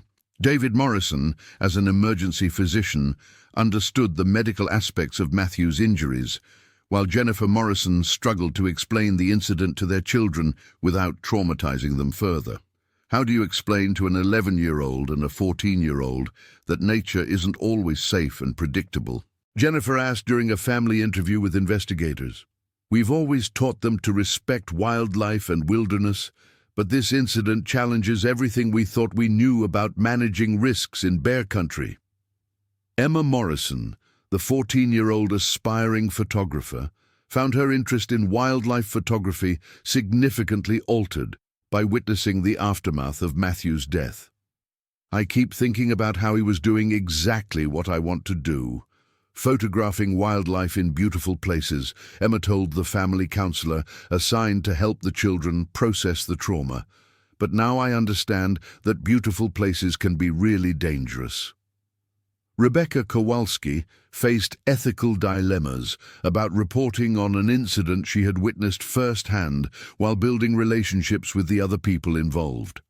As a professional journalist, she recognized the significant news value of the story, but as someone who had shared meals and conversations with Matthew and Sarah, she struggled with the personal aspects of covering their tragedy. "I keep thinking about the conversation Matthew and I had about bear safety just 2 days before he died," Rebecca wrote in her journal during the days following the attack. "He was so confident in his knowledge and experience. And honestly, the rest of us looked to him as the expert on wildlife behavior. The fact that someone with his background could be killed by a bear is terrifying to everyone who spends time in Alaska's wilderness."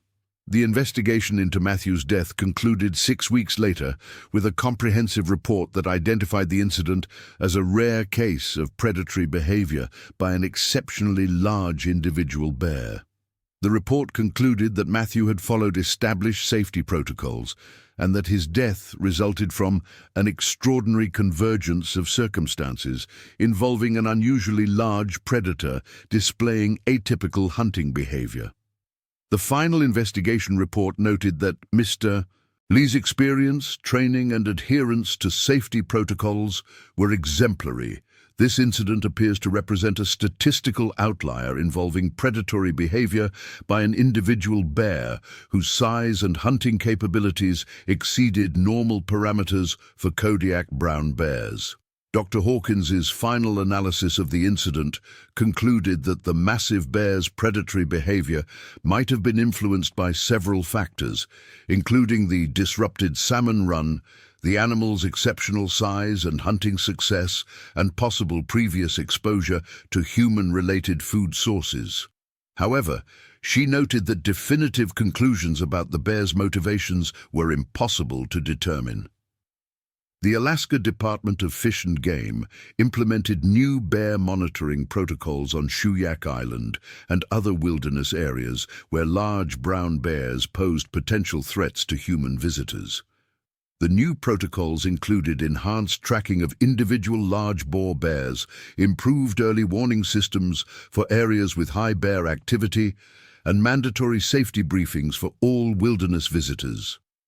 Sarah Chen's physical recovery progressed steadily during her month-long stay in Anchorage, but her emotional healing would require much longer. She eventually returned to Seattle to live with her parents while working with trauma counselors to process her grief and survivor's guilt. Her photography career was permanently altered by the incident, as she found herself unable to work in wilderness settings without overwhelming anxiety about potential dangers. "I used to feel completely at home in wild places," Sarah told her counselor during a session 3 months after Matthew's death. "Now I see every shadow as a potential threat, every sound as danger approaching. I know intellectually that bear attacks are extremely rare, but emotionally, I can't shake the knowledge that the person I loved most was killed by an animal while doing something we both loved." Dr. Peterson announced that the Alaska Department of Fish and Game would establish a memorial research grant in Matthew's name, funding graduate student research into bear behavior and human-wildlife conflict prevention. The Matthew Lee Memorial Grant would provide annual funding for promising young biologists to conduct field research in Alaska's wilderness areas while developing improved safety protocols for wildlife workers. The massive bear that killed Matthew was preserved as a scientific specimen at the University of Alaska Museum, where it would serve as a reference for future research into Kodiak bear biology and behavior. At 1,147 pounds and over 8 feet in length, the bear represented one of the largest specimens in the museum's collection and would provide valuable data for ongoing studies of brown bear evolution and ecology. Dutch Hensley, the bush pilot who had transported Matthew and Sarah to Shuyak Island, struggled with his own form of survivor's guilt over the incident.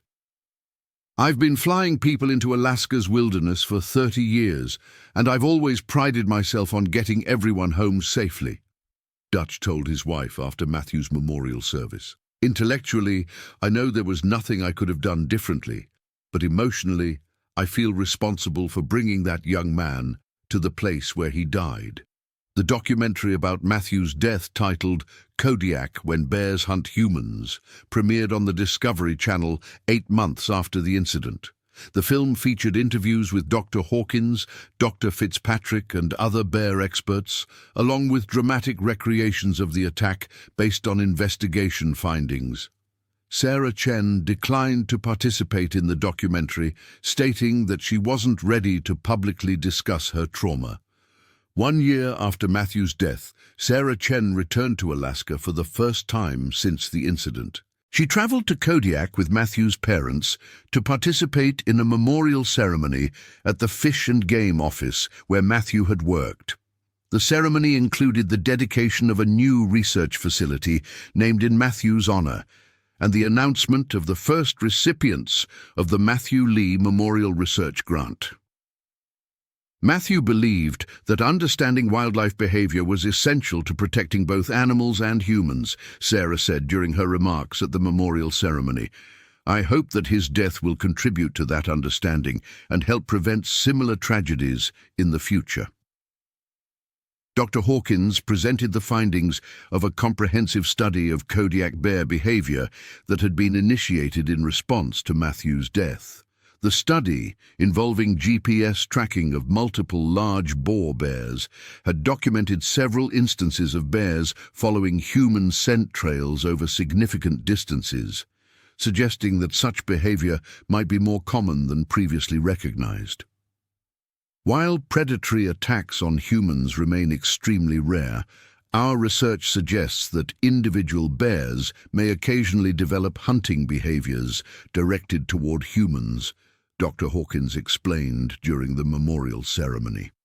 Understanding these patterns is crucial for developing effective safety protocols for people working and recreating in bear habitat.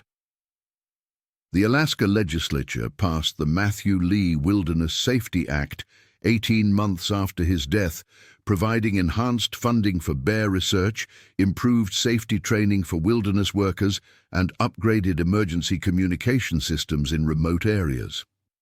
The Act also established mandatory safety protocols for state employees working alone in known bear habitat. 3 years after Matthew's death, Sarah Chen completed her master's degree in counseling psychology and began working with trauma survivors, particularly those who had experienced wildlife-related incidents or outdoor accidents. Her personal experience with loss and trauma, combined with her professional training, made her uniquely qualified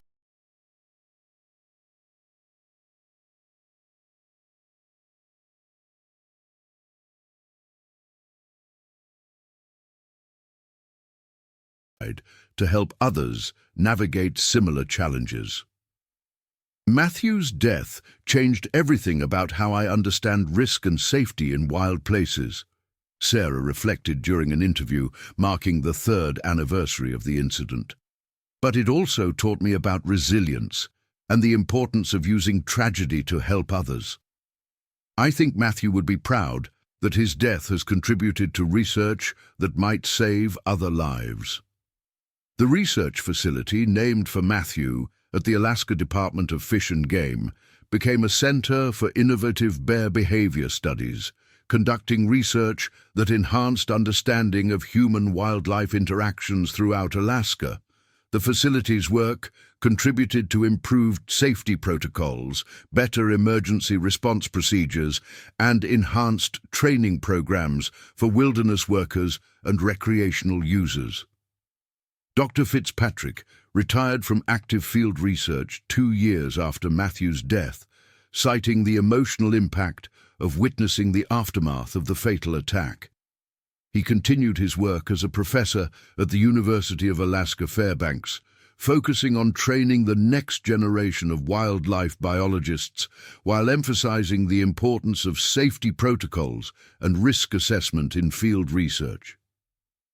Matthew's death was a profound reminder that even experienced professionals working in familiar environments can encounter dangers that exceed their to respond effectively, Dr. Fitzpatrick told his final class of graduate students. Our responsibility as wildlife biologists is to balance the need for direct field experience with realistic assessment of risks and appropriate safety measures. The Shuyak Island State Park implemented enhanced safety measures following Matthew's death, including improved communication systems, mandatory safety briefings, and regular monitoring of bear activity levels. The park's new protocols required all visitors to carry GPS tracking devices and maintain regular contact with rangers, while solo hiking was restricted during high-risk periods. The Morrison family continued their tradition of wilderness vacations, but with significantly enhanced safety protocols and careful selection of destinations with lower risk profiles. David Morrison used his medical background to develop improved first aid protocols for wilderness emergencies, while Jennifer Morrison incorporated wildlife safety education into her high school biology curriculum. Emma Morrison, now in college studying environmental science, credited her experience witnessing the aftermath of Matthew's death with motivating her to pursue a career in wildlife conservation. Seeing how Matthew died while trying to understand and protect wildlife made me realize how important that work is, Emma explained. "I want to continue what he started, but with better safety measures and support systems." Rebecca Kowalski published a book about Matthew's death and its impact on bear research and wilderness safety protocols. The Last Trail, A Bear Attack and the Science of Survival, became a bestseller and contributed to public awareness of bear behavior and wilderness safety. Rebecca donated a portion of the book's proceeds to the Matthew Lee Memorial Research Grant.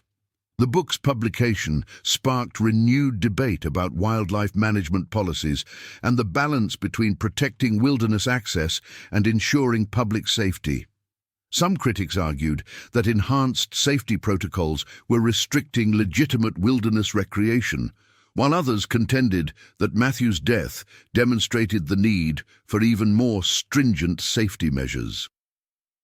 Dr. Hawkins used data from the ongoing bear research program to publish several scientific papers about predatory behavior in Kodiak bears, contributing to international understanding of brown bear behavior and human-wildlife conflict prevention. Her research helped establish new protocols for identifying and monitoring individual bears that might pose elevated risks to human safety. 5 years after Matthew's death, the Alaska Department of Fish and Game reported that enhanced bear monitoring and safety protocols had successfully prevented several potentially dangerous human-bear encounters. Early warning systems allowed wildlife managers to close areas where large, aggressive bears were active, while improved communication systems enabled faster response to emergency situations. The massive bear that killed Matthew remained a subject of ongoing scientific study, with researchers using DNA analysis, tissue studies, and comparison with other specimens to better understand the factors that might have contributed to its unusual size and predatory behavior. The bear's genetics revealed no unusual characteristics, suggesting that its exceptional size resulted from optimal nutrition and successful territory defense throughout its lifetime. The Matthew Lee Memorial Research Grant had funded 12 graduate students by its 5th anniversary, supporting research projects that ranged from bear behavior studies to human-wildlife conflict prevention strategies. Several grant recipients had gone on to careers with state and federal wildlife agencies, continuing Matthew's work of understanding and protecting Alaska's wildlife populations.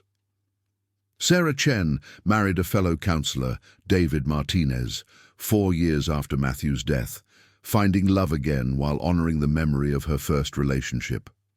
The couple's wedding included a memorial moment for Matthew, acknowledging his role in shaping Sarah's appreciation for wilderness and wildlife conservation. "Matthew would want me to be happy and to continue experiencing the natural world, even though that world was ultimately what took his life," Sarah said during her wedding speech. "David and I are planning to travel and explore wild places together, but with enhanced safety measures and a deep respect for the unpredictable power of nature." The couple's honeymoon included a carefully planned visit to Denali National Park, where Sarah was able to experience Alaska's wilderness again for the first time since Matthew's death. The trip included professional guides, extensive safety protocols, and therapeutic support to help Sarah confront her trauma-related anxiety about wilderness settings.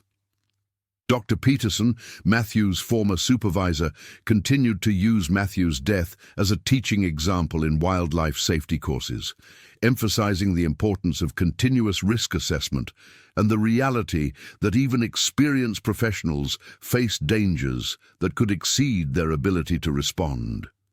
His training programs became models for other states and federal agencies working in dangerous wildlife habitat. 10 years after Matthew's death, the Alaska Department of Fish and Game reported that fatal bear attacks in the state had decreased significantly, despite increased numbers of people working and recreating in bear habitat. Enhanced safety protocols, improved emergency response capabilities, and better understanding of bear behavior were credited with preventing potentially fatal encounters. The research facility named for Matthew had become an international center for bear behavior studies, hosting researchers from around the world and contributing to wildlife management strategies in multiple countries. The facility's work influenced bear management policies in other regions, with large brown bear populations, including parts of Canada, Russia, and Scandinavia. Matthew's parents, Robert and Patricia Lee, established a foundation in their son's name that provided scholarships for students pursuing careers in wildlife biology and conservation. The Matthew Lee Foundation also funded safety equipment grants for young researchers working in remote and dangerous field conditions. Matthew died doing what he loved and believed in, Patricia Lee said during the Foundation's 10th anniversary celebration. While we wish he was still with us, we're proud that his legacy includes safer conditions for the young scientists who are continuing his work of understanding and protecting wildlife.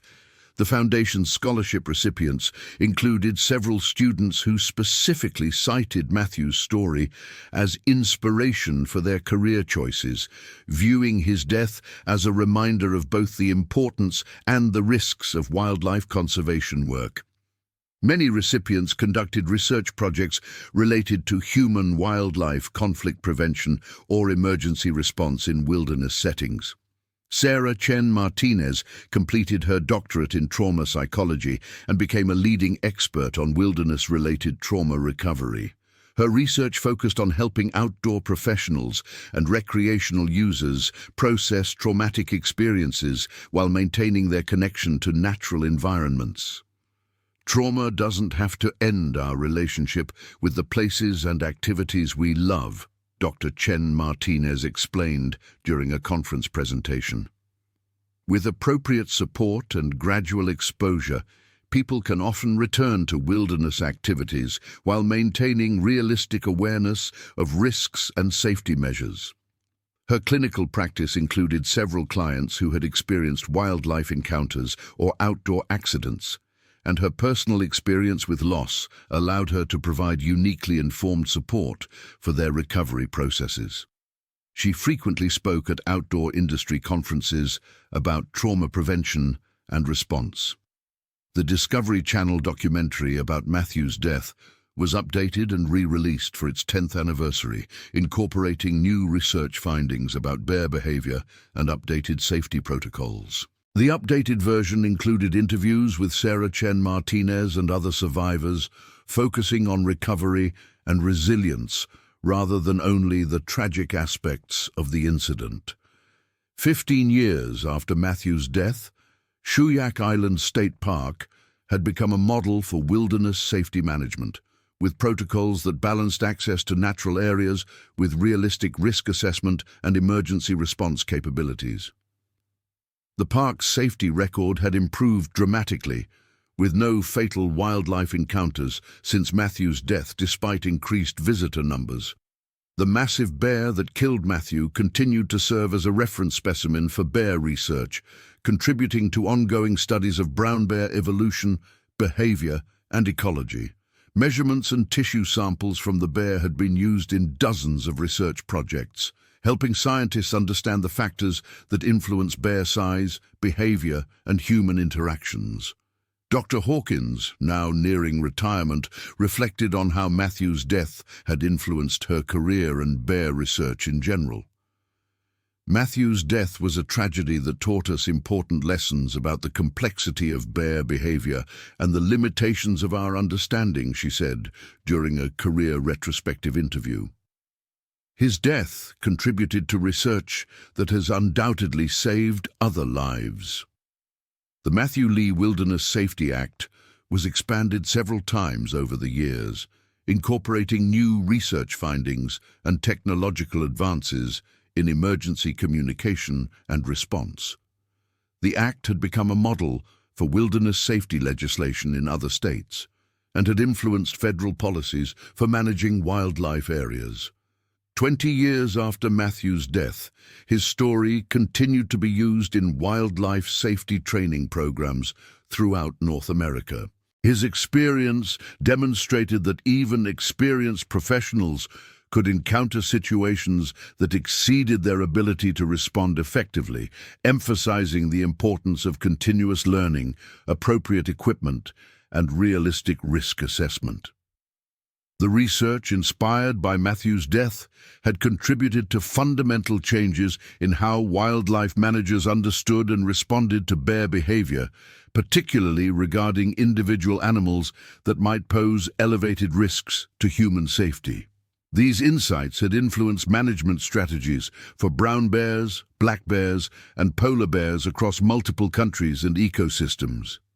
Sarah Chen Martinez, now in her 40s with children of her own, occasionally returned to Alaska for conferences and memorial events related to Matthew's legacy. Her children knew the story of Matthew and understood how his death had shaped their mother's career and commitment to helping trauma survivors. Uncle Matthew, as Sarah's children called him, represented both the wonder and the danger of wild places. Sarah was determined to raise her children with appreciation for nature while maintaining realistic awareness of risks and appropriate safety measures.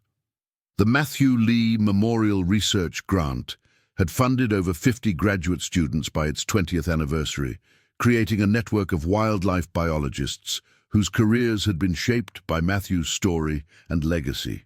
Many grant recipients had gone on to leadership positions in wildlife management agencies, continuing to prioritize safety while advancing understanding of wildlife behavior. The Alaska Department of Fish and Game estimated that research inspired by Matthew's death had contributed to preventing dozens of potentially fatal wildlife encounters over 2 decades. Enhanced understanding of bear behavior, improved safety protocols, and better emergency response capabilities had created a significantly safer environment for people working and recreating in bear habitat. The Kodiak bear population on Shuyak Island continued to be monitored intensively, with particular attention to large boar bears during late-season feeding periods. The research program established after Matthew's death had documented several individual bears with potentially problematic behavior patterns, allowing wildlife managers to implement preventive measures before dangerous encounters could occur. As Alaska's wilderness areas faced new challenges related to climate change, increased human activity, and ecosystem disruption, Matthew's story remained relevant as a reminder of the importance of adapting safety protocols to changing conditions. His death had contributed to development of flexible, science-based approaches to wilderness safety that could evolve with changing circumstances.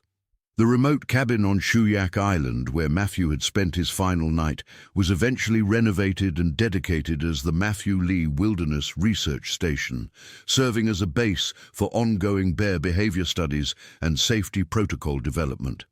The station provided researchers with secure accommodations while studying bear populations and human-wildlife interactions. Matthew David Lee's death on November 18, 2025, at the age of 24, remained one of the most extensively documented and studied bear attacks in Alaska's history. His story continued to influence wilderness safety policies, inspire young wildlife biologists, and remind outdoor enthusiasts of both the wonder and the danger inherent in wild places. The massive Kodiak bear that ended Matthew's life had itself become part of his legacy, contributing through scientific study to enhanced understanding of bear behavior and improved safety for future generations of wilderness workers and outdoor enthusiasts. In death, both predator and prey had become part of the ongoing human effort to understand and safely coexist with North America's most powerful land predators. 25 years after Matthew's death, visitors to the Alaska Department of Fish and Game Research Facility could view a memorial display that included photographs of Matthew at work, samples of his research, and information about the safety improvements inspired by his death. The display concluded with Matthew's own words from a journal entry written just weeks before his death. "Working with wildlife in Alaska means accepting risks that most people would consider unacceptable, But understanding these animals and protecting their habitat is worth those risks. I hope that if something ever happens to me in the field, it contributes to knowledge that helps protect both wildlife and the people who work to understand them. The memorial display served as both tribute and warning, honoring Matthew's dedication while reminding visitors that Alaska's wilderness remained a place where nature's power could overwhelm human experience and preparation. His story continued to influence new generations of wildlife biologists, outdoor enthusiasts, and safety professionals who work to balance access to wild places with realistic assessment of their inherent dangers. Matthew's death had taught profound lessons about the limits of human knowledge and control in natural environments, the importance of continuous learning and adaptation in safety protocols, and the reality that even experienced professionals could encounter situations that exceeded their to respond effectively. These lessons continued to shape wilderness safety policies and practices decades after his death, ensuring that his legacy lived on in the enhanced safety of others who shared his passion for understanding and protecting wildlife. The November morning when Matthew Lee encountered the massive Kodiak bear that ended his life had lasted only minutes, but its impact continued to resonate across decades, influencing research, policy, and practice in ways that honored his memory, while protecting future generations of people who shared his love for Alaska's wilderness. In the end, Matthew's death had become not just a tragedy, but a catalyst for understanding and change that exemplified his own commitment to using knowledge to protect both wildlife and the people who work to understand them. The next stories, February 2nd, 2025, Grizzly Bear Mauls 4, ski patrol officers in Utah in 6 minutes. The pre-dawn darkness of February 2nd, 2025 settled over the Wasatch Mountains like a suffocating blanket, masking the terror that would unfold in just a few short hours. Brighton Ski Resort, nestled at 8,755 feet in Big Cottonwood Canyon, lay dormant beneath 3 feet of fresh powder that had fallen during the night. The storm had been relentless, dumping nearly 18 inches of snow in 12 hours, creating perfect skiing conditions, but also the kind of isolated, treacherous environment where nature's most dangerous predators could move unseen and undetected. Lisa Monroe pressed her gloved hand against the frosted window of the patrol office, watching the wind whip snow across the empty slopes. At 28, she was the youngest member of Brighton's elite ski patrol team, but her 5 years of experience in these mountains had taught her to read the subtle signs that others might miss. The way the snow swirled differently near the tree line. The eerie silence that meant wildlife had gone into hiding. The feeling in the air that something wasn't quite right. "Another beautiful day in paradise," she muttered, her breath fogging the glass as she pulled away from the window. Behind her, the patrol office hummed with the familiar sounds of preparation, radios crackling with weather updates, the scrape of ski edges being sharpened, the rustle of emergency equipment being checked and rechecked. These sounds had become the soundtrack of her life, a comforting rhythm that meant she was exactly where she belonged. Lisa had grown up in Park City, just 45 minutes down the canyon, but Brighton had always felt like home. Her father, Robert Monroe, had been a ski instructor here in the 1980s before a knee injury ended his career and sent him into real estate. Her mother, Catherine, had met him on these very slopes during a particularly brutal powder day in January 1995. Lisa had been skiing these runs since she could walk, first on tiny skis behind her father, then racing for Park City High School, and finally earning her emergency medical technician certification and avalanche training to join the patrol. She was small but incredibly strong, 5'4" with the kind of wiry muscle that came from spending every day navigating mountain terrain. Her auburn hair was always pulled back in a tight braid, tucked under her helmet during patrol hours, and her green eyes had developed an intensity that came from constantly scanning the mountains for danger. She had saved 17 lives in her 5 years on patrol, pulled countless injured skiers from the mountain, and never once hesitated when someone needed help. But this morning felt different. The storm had isolated the resort more completely than usual. The canyon road had been closed since midnight due to avalanche danger, meaning no one was getting in or out until the Utah Department of Transportation could assess the situation. The patrol team would be completely on their own for potentially hours, maybe even days, if another storm system moved in as predicted. Jack Reynolds looked up from the avalanche beacon he was testing, catching Lisa's troubled expression. At 34, Jack was the unofficial leader of the patrol team, though his official title was simply Senior Patrol Officer. He had 13 years of experience, all of it at Brighton, and had worked his way up from lift operator to groomer to patrol through sheer determination and an almost supernatural ability to read mountain conditions. Jack was built like a linebacker, 6'2" and 220 pounds of muscle, earned through summers spent working construction and winters spent hauling injured skiers down steep terrain. His dark hair was graying at the temples, a fact his wife Sarah teased him about mercilessly, and his brown eyes held the kind of steady confidence that made people feel safe even in the most dangerous situations. He had pulled Lisa through her first year on patrol, teaching her not just the technical skills, but the intuition that could mean the difference between life and death in the mountains. "You're worried about something," Jack said, setting down the beacon and walking over to join Lisa at the window.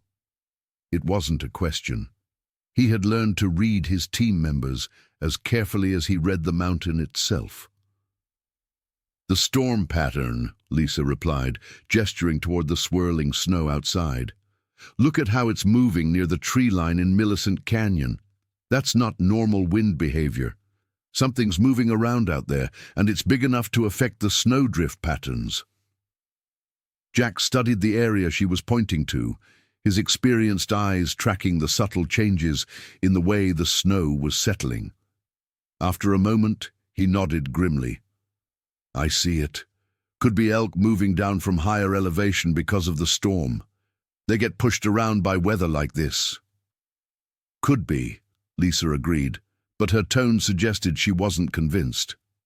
Kevin Brown emerged from the equipment room, carrying a backpack loaded with emergency medical supplies. At 37, Kevin was the oldest member of the patrol team and served as their primary EMT instructor.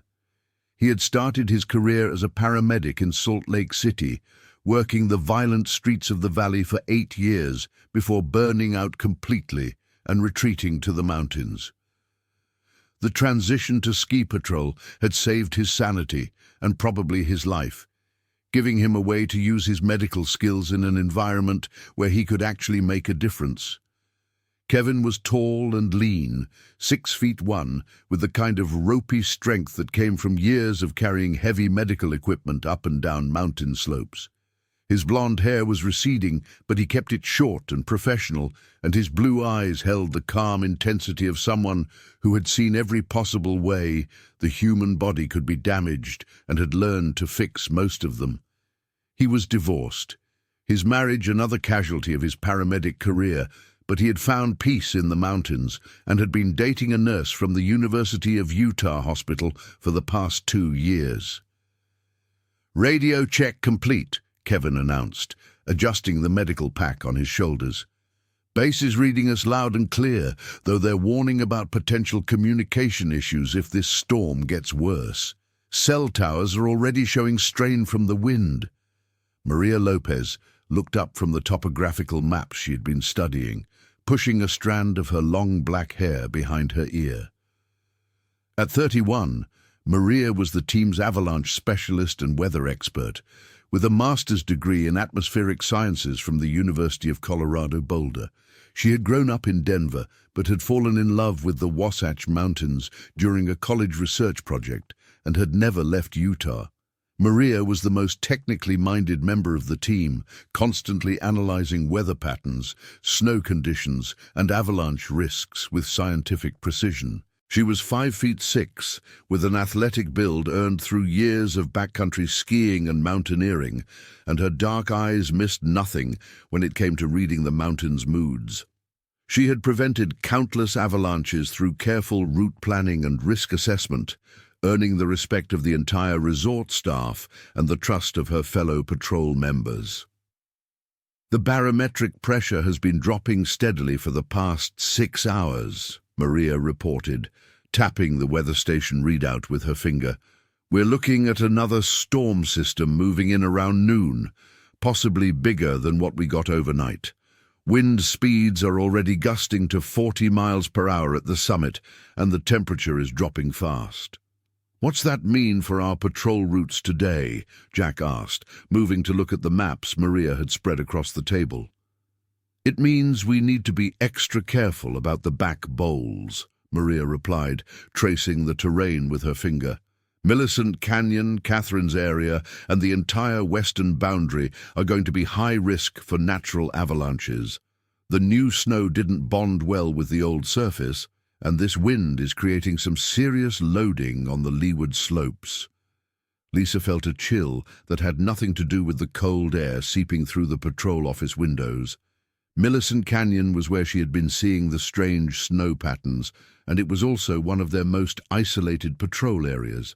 If something went wrong out there, help would be a long time coming. "Maybe we should modify our routes today," she suggested carefully. "Focus on the main mountain and leave the backcountry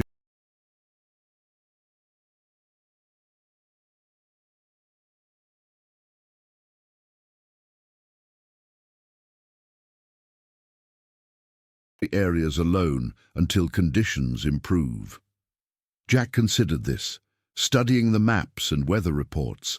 As team leader, the decision was ultimately his, and he took that responsibility seriously.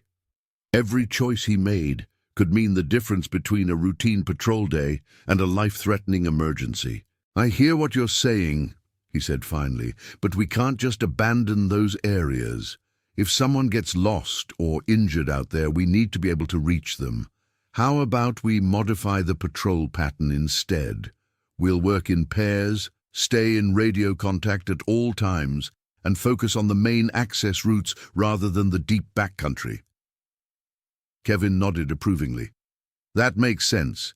2-person teams can handle most situations, and we'll have backup close by if needed."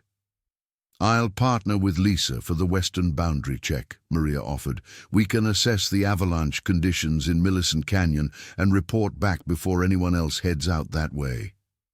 Jack was about to agree when their radio crackled to life with the voice of Dave Patterson, the resort's operations manager. Dave was calling from the base lodge, where he had been monitoring weather conditions and coordinating with the Utah Department of Transportation about road closures. "Ski Patrol, this is base operations. We've got a situation developing. UDOT is reporting that the canyon road closure might extend through the afternoon due to continued avalanche danger. We're looking at being completely isolated until at least 6 p.m., possibly longer if this next storm system is as bad as predicted." Jack grabbed the radio. "Copy that, base operations. How does that affect our patrol operations?" "Resort management wants full mountain safety sweeps completed before the afternoon storm hits.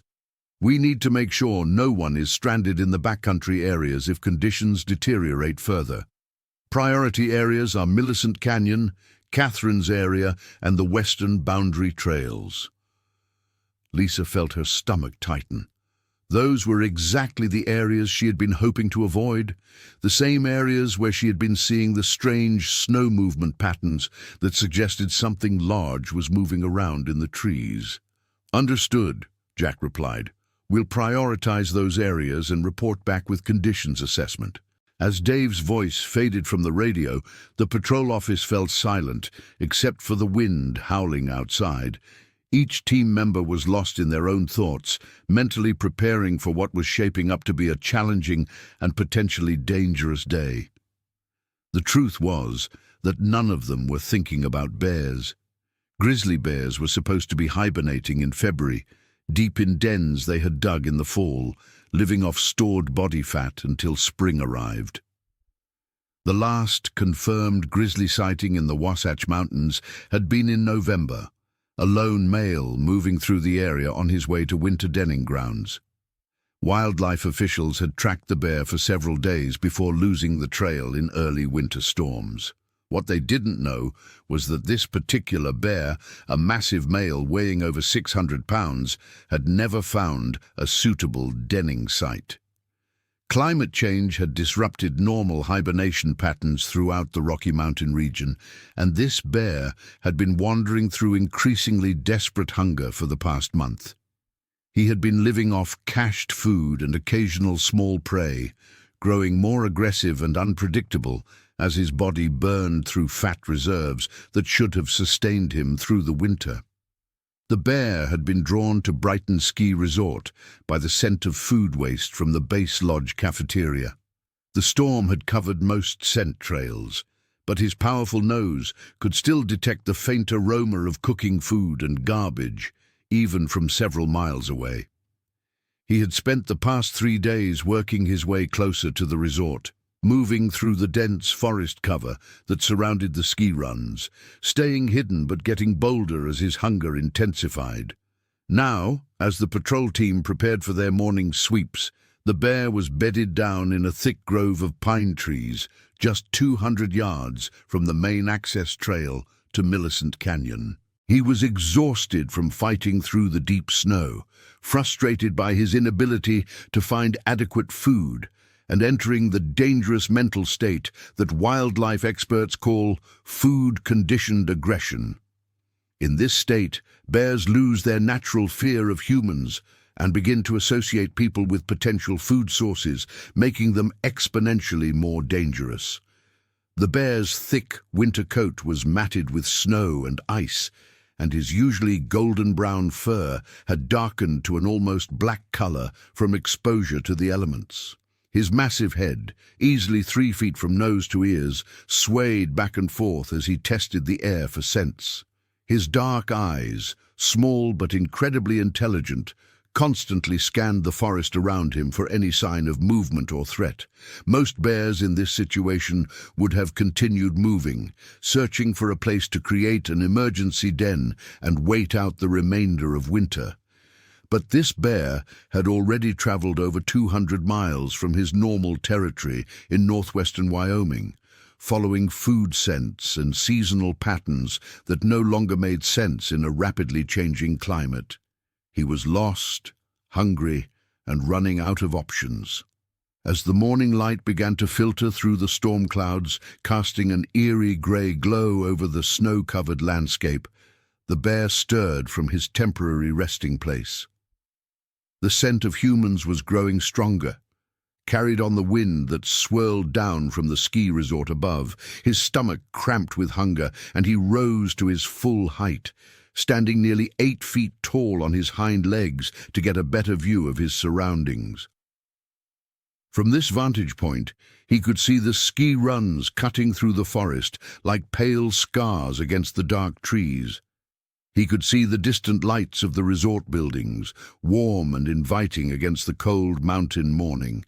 And most importantly, he could see the thin line of the patrol trail that would bring the ski patrol team directly through his territory in less than 2 hours. Back in the patrol office, the team was finishing their final preparations. Each member had checked and double-checked their equipment: avalanche beacons, medical supplies, emergency shelters, flares, and the specialized rescue gear that might mean the difference between life and death in the unforgiving mountain environment. Lisa strapped her skis to her boots, feeling the familiar click of the bindings engaging. Her skis were custom-tuned for patrol work, slightly wider than racing skis for better flotation in deep powder, but with sharp edges that could carve precise turns on icy slopes. She wore a bright red patrol jacket with reflective stripes, insulated pants, and a helmet equipped with a 2-way radio and emergency beacon. Her patrol pack contained everything she might need for a backcountry emergency: advanced first aid supplies, hypothermia treatment equipment, emergency bivouac gear, high-energy food, and water. The pack also held specialized rescue equipment including an avalanche probe, a collapsible snow shovel, and emergency flares that could be seen for miles in clear conditions. Jack was double-checking the radio frequencies one more time, ensuring that each team member could communicate not only with each other, but also with base operations and emergency services if needed. Communication was the lifeline that kept mountain rescue operations functioning, and he had seen too many emergencies turn deadly when radios failed or frequencies became jammed. "Okay, people," Jack announced, his voice carrying the authority that came from years of experience. "Weather window is closing fast, so we need to move efficiently. Lisa and Maria, you'll take the western boundary and assess conditions in Millicent Canyon. Kevin and I will handle Catherine's area and the upper bowls. We'll rendezvous at the top of the Snake Creek lift at 11:30 to compare notes and decide on afternoon operations." What's our emergency protocol if the radio communications go down?" Maria asked, though she already knew the answer. It was the kind of question that experienced patrol members asked, not because they didn't know, but because it was crucial to reinforce safety procedures before heading into dangerous terrain. "Standard lost communication protocol," Jack replied. "If you lose radio contact for more than 30 minutes, return to base via the most direct safe route. If you encounter an emergency situation and can't reach help, use emergency flares and proceed with immediate first aid while one team member attempts to reach help on foot, if conditions permit." Kevin shouldered his medical pack, feeling the weight of the life-saving equipment he carried. "Medical protocols remain the same as always. Stabilize, insulate, and evacuate. In these conditions, hypothermia is going to be our biggest concern after traumatic injuries. Core body temperature becomes critical in minutes, not hours, when we're dealing with sub-zero wind chills." Lisa nodded, though she was still troubled by the feeling that something was not right about this morning. She had learned to trust her instincts in the mountains, and those instincts were telling her to be extra careful today. "One more thing," she said, as the team prepared to head outside. "I've been seeing some unusual snow patterns near the tree line in Millicent Canyon. Could be wildlife movement, could be wind effects, but let's all keep our eyes open for anything out of the ordinary." The team members exchanged glances. Lisa's mountain instincts were legendary among the Brighton patrol staff, and when she said something was unusual, it was worth paying attention to. "What kind of patterns?" Maria asked, her scientific mind immediately engaging with the problem. "Displacement in the snow cover that doesn't match normal wind loading," Lisa explained. "Like something heavy has been moving through the area, creating compression patterns and changing the way subsequent snowfall is settling." Jack processed this information, adding it to his mental list of factors to monitor during the morning patrol. "Okay, that's noted. We'll all keep watch for wildlife sign and adjust our routes accordingly if needed." As the team prepared to leave the warmth and safety of the patrol office, none of them could have imagined that they were about to encounter the most dangerous wildlife situation in Brighton Ski Resort's 47-year history. None of them knew that a 600-pound grizzly bear was waiting in the forest, his patience running out and his hunger driving him toward increasingly desperate and aggressive behavior. The morning was about to transform from a routine patrol operation into a fight for survival that would test every skill they had learned, every piece of equipment they carried, and every ounce of courage they possessed. In less than 2 hours, their names would be transmitted across emergency radio frequencies throughout Utah. Their injuries would mobilize the largest mountain rescue operation in state history, and their story would become a stark reminder of how quickly the mountains could turn deadly. At 7:15 a.m., the 4 patrol officers stepped outside into the swirling snow and bitter cold, their skis cutting fresh tracks in the pristine powder as they began their descent toward the base of the mountain. The wind had picked up significantly, creating near whiteout conditions at higher elevations and making visibility a constant challenge. Lisa and Maria headed west toward the boundary trail that would take them to Millicent Canyon, while Jack and Kevin turned north toward Catherine's area. Within minutes, both teams were swallowed by the storm, their bright red jackets disappearing into the grey-white world of the blizzard-ravaged mountain. The bear heard them coming long before they came into view. His extraordinary hearing, evolved over millions of years to detect prey and threats across vast distances, picked up the distinctive sound of skis cutting through snow and the faint murmur of human voices carried on the wind.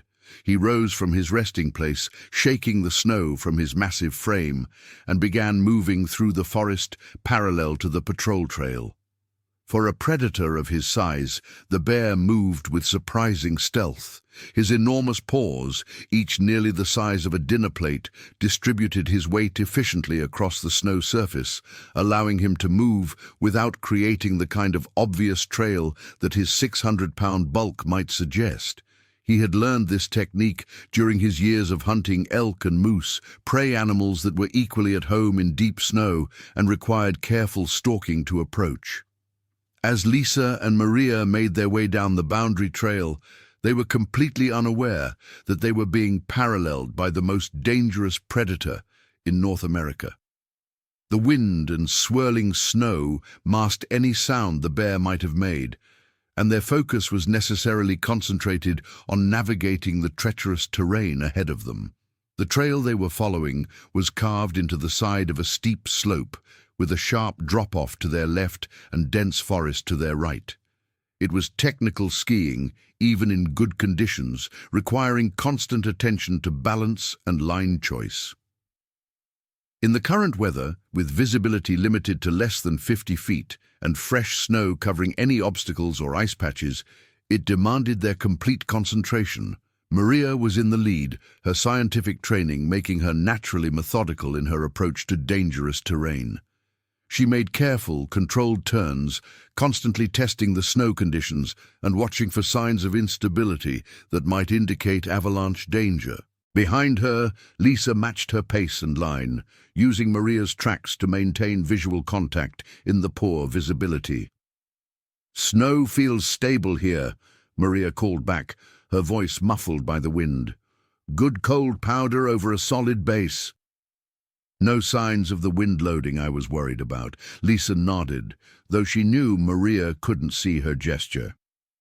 "Copy that. How much further to the Millicent Canyon access point?" "Maybe a quarter mile," Maria replied, stopping to check her GPS unit.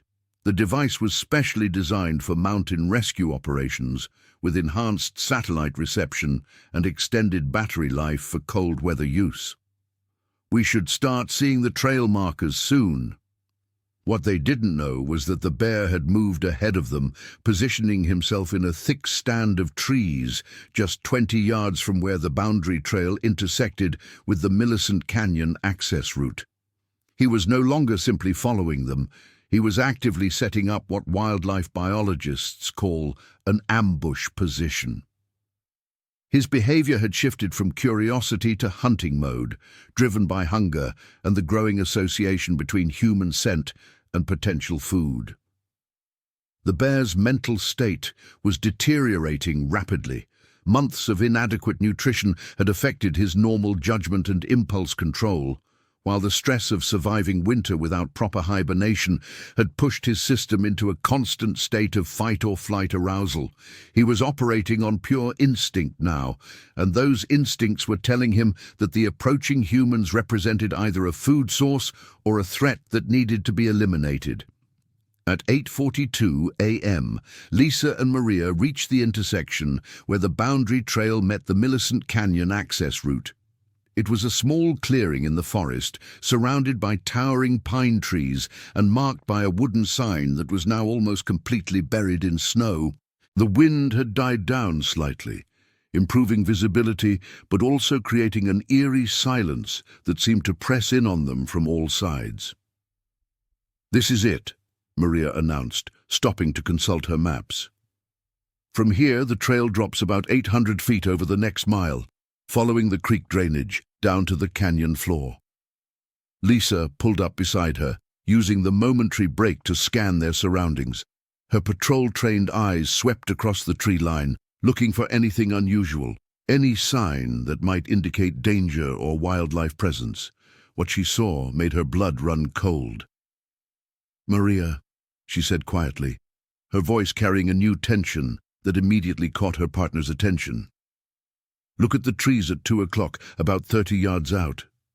Maria followed Lisa's gaze and immediately saw what had alarmed her. Several large pine trees showed clear signs of recent contact with something big and powerful. Bark had been scraped away in long vertical gouges, and broken branches hung at odd angles. Most telling of all, the snow around the base of the trees was heavily disturbed, showing the unmistakable impression of large paws. "Bear sign," Maria whispered, her scientific training warring with a growing sense of alarm. "Fresh bear sign, but that doesn't make sense. Bears should be hibernating this time of year." Lisa was already reaching for her radio, but before she could key the microphone, a sound froze both women in place. It was a low, rumbling growl that seemed to come from everywhere and nowhere, carried on the wind and echoing off the surrounding trees. The sound was unmistakably ursine, and it was close, very close. The bear stepped out from behind a massive pine tree just 25 yards away, moving with the deliberate ground-eating stride that could cover enormous distances in seconds. He was magnificent and terrifying in equal measure, his thick winter coat making him appear even larger than his already massive frame. His dark eyes fixed on the two women with an intensity that left no doubt about his intentions. For a moment that seemed to stretch into eternity, predator and prey stared at each other across the snow-covered clearing. Lisa's mind raced through her training, trying to remember the protocols for bear encounters while simultaneously assessing their options for escape or defense. Maria stood frozen, her scientific mind struggling to process the impossibility of what she was seeing. The bear took another step forward, his massive head swaying back and forth as he tested the air for additional threats or escape routes. His behavior was all wrong for a normal bear encounter. He showed no fear of the humans, no hesitation or uncertainty. Instead, he displayed the confident, purposeful movement of a predator that had already decided on a course of action. Lisa found her voice first, speaking in the calm, steady tone that her training had taught her to use in emergency situations. "Maria, we need to back away slowly. No sudden movements. Don't run. Don't turn your back on him." But even as she spoke, Lisa knew they were in serious trouble. The bear was positioned between them and their most direct escape route back up the boundary trail. The steep slope behind them offered no viable alternative, and the dense forest on either side would be impossible to navigate quickly in the deep snow. The bear's lips pulled back in a snarl, revealing teeth that were designed for ripping and tearing. Each canine tooth was nearly 3 inches long, evolved over millions of years to deliver killing bites to prey animals much larger than 2 human beings. His claws, visible even in the poor light, were equally impressive weapons, each one capable of inflicting devastating wounds with a single swipe. "Mayday, Mayday! This is Ski Patrol Unit 2, Lisa spoke into her radio, never taking her eyes off the bear. "We have a grizzly bear encounter at the Millicent Canyon access point. Immediate assistance required."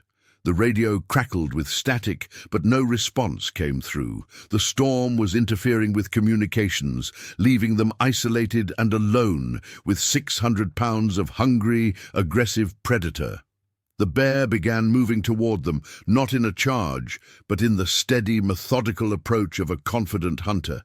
Each step brought him closer to striking distance, and Lisa knew that once he decided to attack, they would have perhaps 2 seconds to react before he was on top of them. "We have to move," she told Maria urgently. "Down the canyon trail. Go! The two women began skiing backward down the Millicent Canyon Trail, trying to maintain visual contact with the bear while putting distance between themselves and the immediate threat. But the bear was having none of it. He broke into a trot, his powerful legs carrying him through the deep snow with surprising ease. A grizzly bear can run 40 miles per hour even in ideal conditions. In deep snow, that speed might be reduced to 25 or 30 miles per hour, but it was still far faster than any human could move on skis in technical terrain. The bear was gaining on them steadily, and Lisa realized with growing horror that they were not going to outrun him. "Maria, when I say go, we separate," Lisa called out, her voice tight with controlled fear. "You go left into the trees, I'll go right. Maybe we can confuse him, make him choose between targets." Before Maria could respond, the bear made the choice for them. With a roar that echoed off the surrounding mountains, he launched himself into a full charge, his massive frame moving across the snow with terrifying speed and power. Lisa had perhaps 3 seconds to react. Training took over, overriding the part of her mind that wanted to freeze in terror. She planted her ski poles and pushed off hard to the right, hoping to reach the cover of the trees before the bear could change direction. But 600 pounds of muscle and bone, driven by desperate hunger and predatory instinct, could not be easily deterred. The bear's momentum carried him directly into Maria, who was still trying to process what was happening when the massive predator slammed into her with the force of a small avalanche. The impact launched Maria 15 feet through the air, her skis separating from her boots as she tumbled through the deep snow. She landed hard against the base of a large pine tree, the breath driven from her lungs and pain shooting through her ribs and back. Through the haze of impact and adrenaline, she heard Lisa screaming her name, but the sound seemed to come from very far away. The bear stood over Maria's prone form, his massive head lowering toward her as he tried to determine whether she was still a threat or had become prey. His hot breath steamed in the cold air, and Maria could smell the wild, musky odor of his fur mixed with something else, something that spoke of hunger and desperation. Lisa had managed to reach the trees, but instead of continuing to flee, she did something that went against every survival instinct and piece of training she had ever received. She turned back toward the bear, screaming at the top of her lungs and waving her ski poles in an attempt to draw the predator's attention away from her injured partner. "Hey, over here! Come on, you bastard!" The bear's head snapped up, his dark eyes fixing on this new source of noise and movement. For a moment, he seemed torn between the prey animal that was already down and the one that was still moving and making threatening gestures. The decision process lasted perhaps 2 seconds, but it felt like an eternity to Lisa as she watched the massive predator evaluate his options. Then the bear made his choice. With another earth-shaking roar, he abandoned Maria and charged toward Lisa, his powerful legs carrying him through the snow with deadly purpose. Lisa had perhaps 5 seconds before he reached her position, and she used that time to key her radio one more time. "Code Red Emergency, Millicent Canyon," she gasped into the microphone.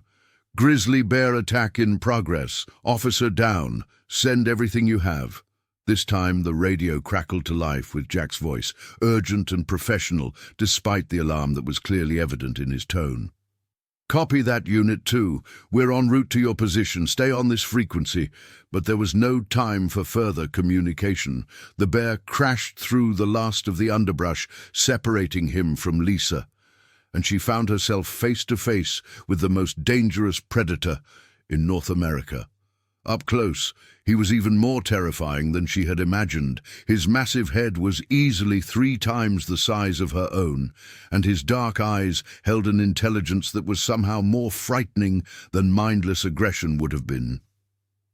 Lisa raised her ski poles, knowing they were pathetically inadequate weapons against such a massive opponent, but having nothing else to defend herself with.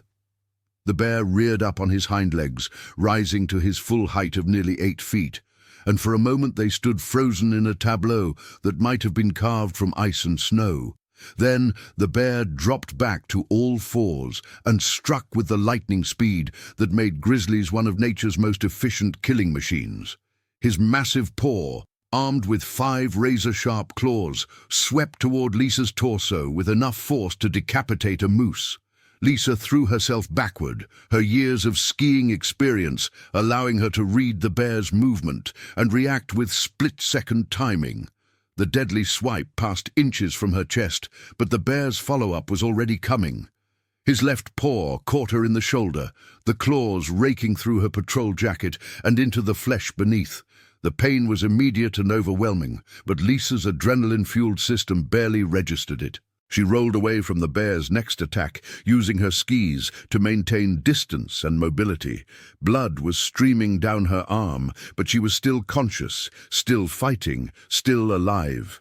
The bear pressed his attack, his hunting instincts now fully engaged. He moved with the fluid grace of a predator that had evolved over millions of years to kill efficiently and without mercy.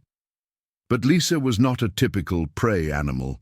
She was a trained mountain rescue professional with years of experience in dangerous situations, and she was fighting for not only her own life, but the life of her partner as well. She managed to get one of her ski poles between herself and the bear's next swipe, the carbon fiber shaft flexing but not breaking under the tremendous force. The brief contact gave her a moment to retreat further into the trees, where the dense undergrowth might limit the bear's mobility advantage. But the bear was learning too. He had already figured out that the 2 humans represented some kind of threat, and his attack strategy was adapting accordingly. Instead of continuing to swipe with his claws, he lunged forward with his massive jaws, trying to get close enough to deliver the crushing bite that would end the fight permanently. Lisa barely avoided the snapping teeth, feeling the bear's hot breath on her face as his jaws closed inches from her head. She struck out instinctively with her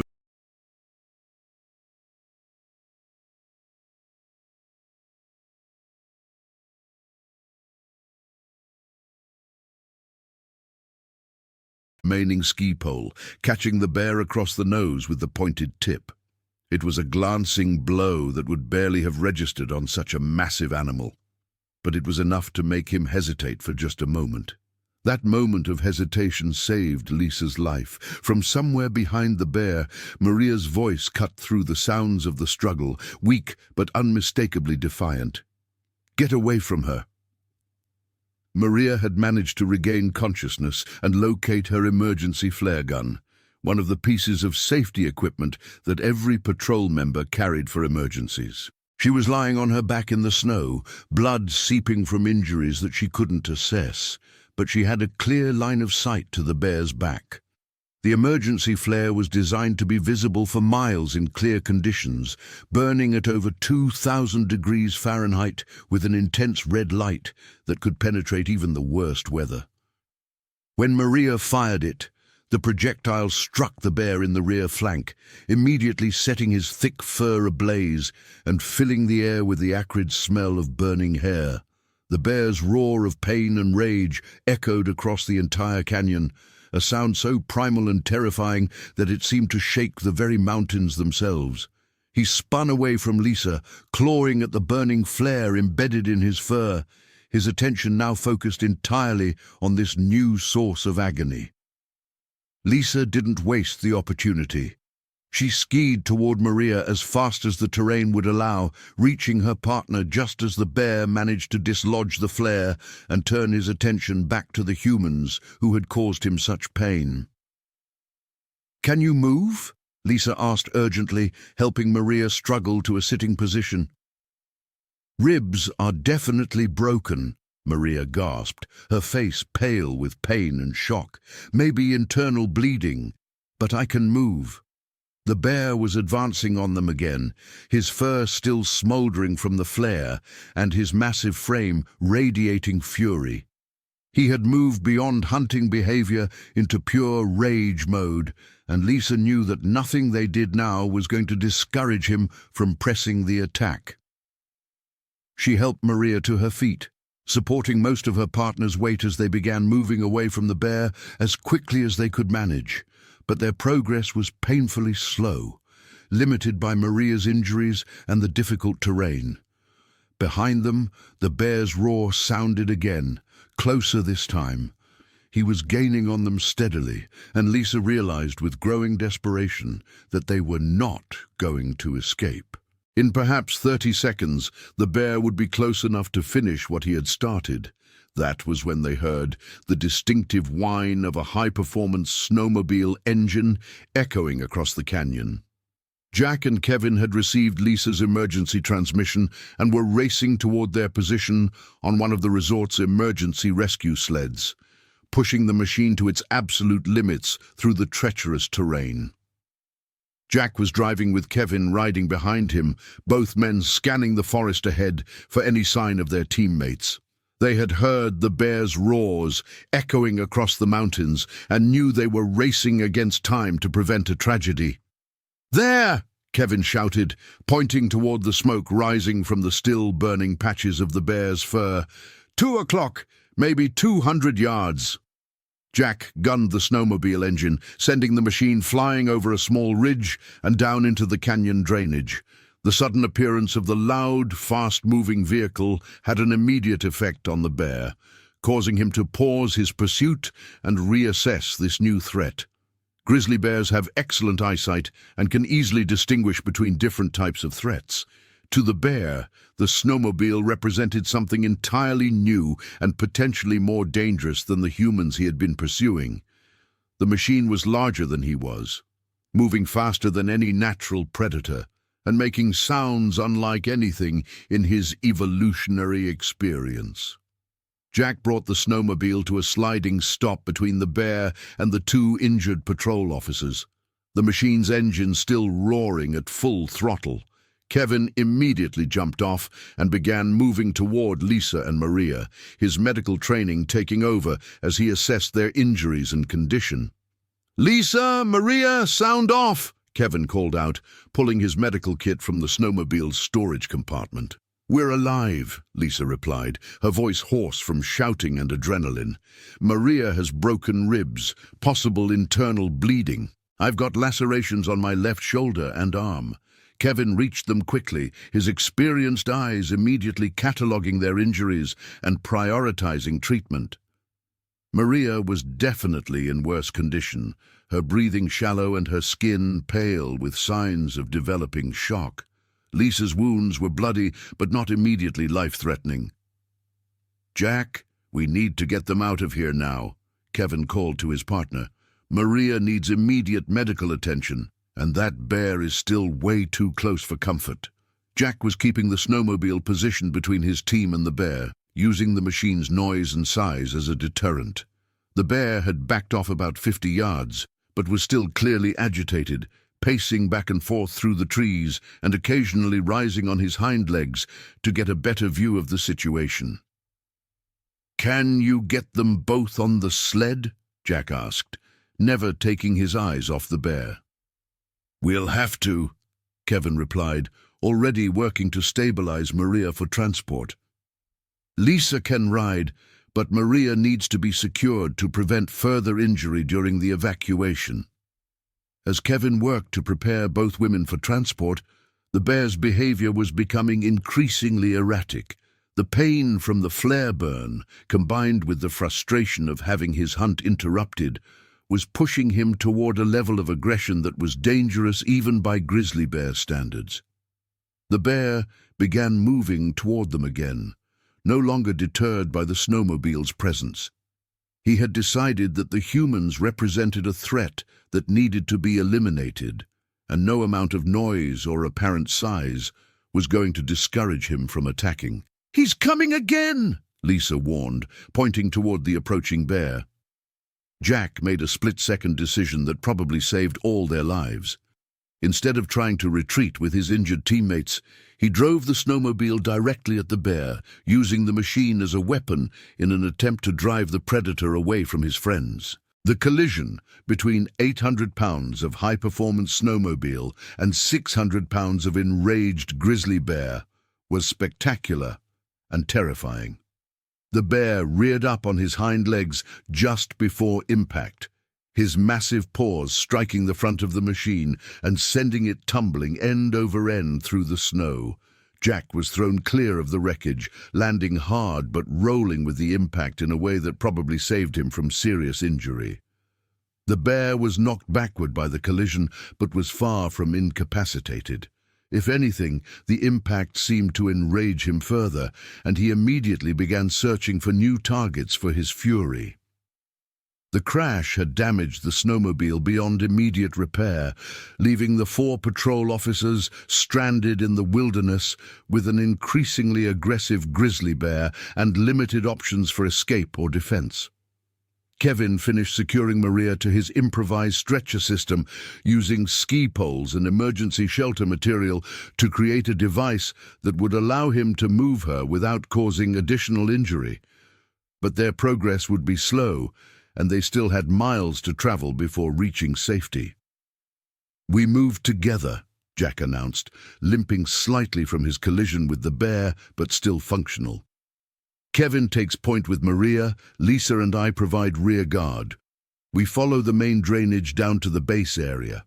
No one gets separated no matter what happens." The bear had recovered from the collision and was circling their position, his massive frame moving through the forest with the fluid grace of a predator that was not ready to give up the hunt.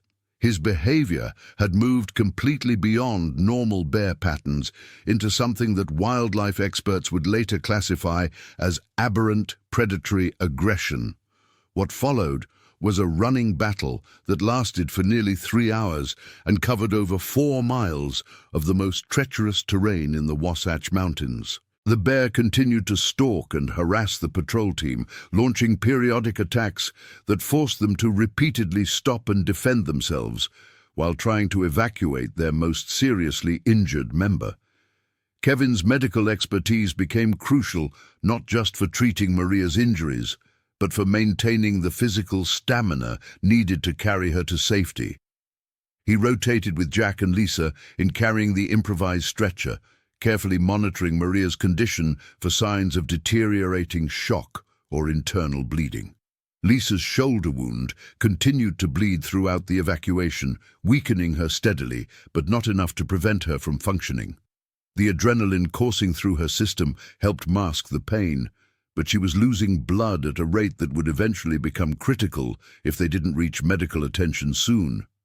Jack had sustained a concussion and possible cracked ribs from his collision with the bear, but his years of experience in mountain emergencies allowed him to function effectively despite his injuries.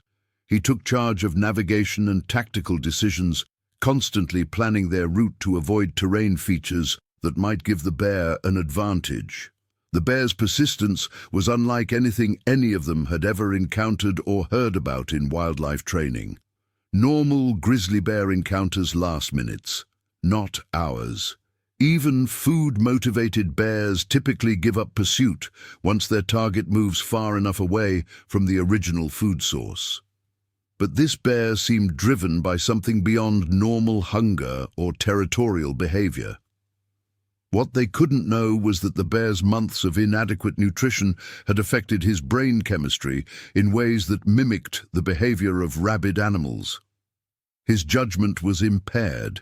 His natural caution had been replaced by desperate aggression, and his usual pattern of avoiding prolonged confrontations with humans had been completely abandoned. At 11:47 a.m., nearly 3 hours after the initial attack, the exhausted patrol team finally came within radio range of the resort's emergency communication system. Jack's first transmission brought immediate response from every emergency service organization in the state. "Brighton Base, this is Ski Patrol Team Leader Jack Reynolds," he gasped into the radio, his voice hoarse from exertion and cold. "We have a code red medical emergency with multiple casualties from a grizzly bear attack. We're approximately 1 mile north of the base area, moving down the main drainage. We need immediate medical evacuation and armed wildlife response." The response was immediate and overwhelming. Within minutes, the Utah Department of Public Safety had launched helicopter units from their base in Salt Lake City.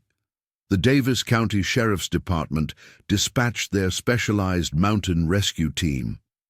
The Utah Division of Wildlife Resources sent their emergency response unit with tranquilizer equipment and armed wildlife specialists. But most importantly for the immediate situation, Brighton Resort's mountain operations team launched every available snowmobile and all-terrain vehicle toward the patrol team's last known position. The resort's emergency medical personnel prepared the base lodge clinic for mass casualty treatment, while a life flight helicopter was placed on standby for immediate transport to the University of Utah Hospital Trauma Center.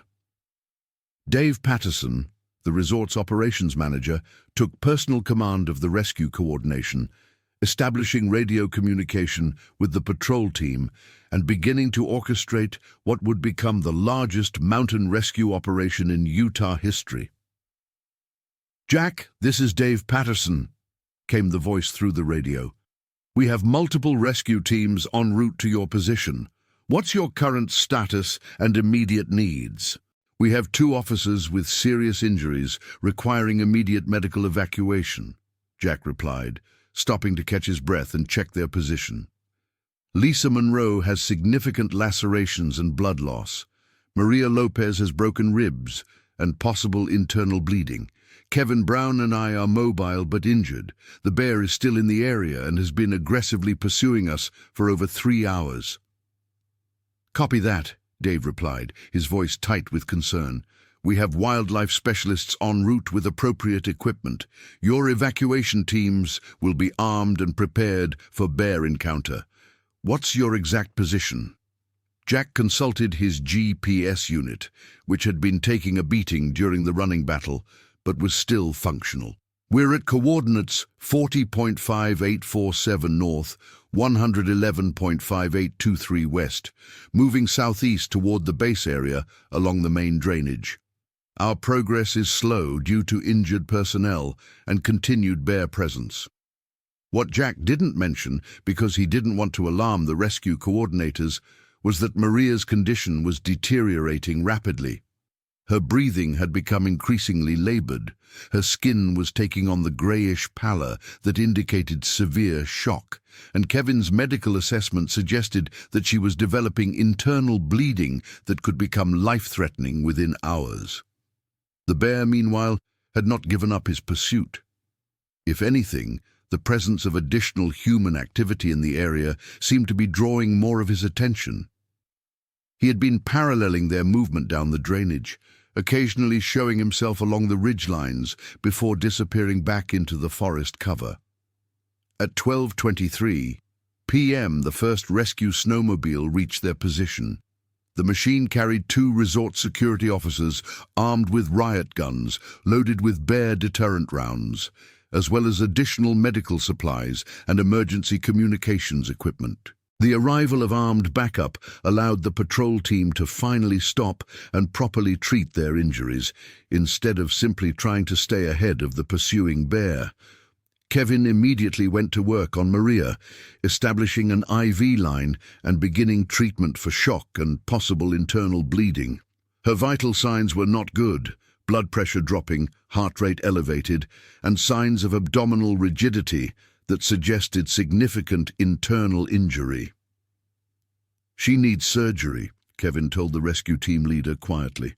"We're looking at possible internal bleeding, maybe splenic rupture or liver laceration. She needs to be in an operating room within the next hour, or we're going to lose her." Lisa's injuries, while dramatic-looking, were less immediately life-threatening. The bear's claws had raked deep furrows across her shoulder and upper arm, causing significant blood loss, but missing any major arteries or nerves. Kevin cleaned and bandaged the wounds, then started her on IV fluids to replace lost blood volume. Jack's concussion symptoms were becoming more apparent as his adrenaline levels dropped. He was experiencing mild confusion, sensitivity to light, and occasional balance problems that suggested he had sustained a significant head injury during his collision with the bear. As the medical team worked to stabilize the injured patrol officers, the wildlife response team was dealing with an increasingly dangerous situation. The bear had not retreated despite the arrival of additional humans and vehicles.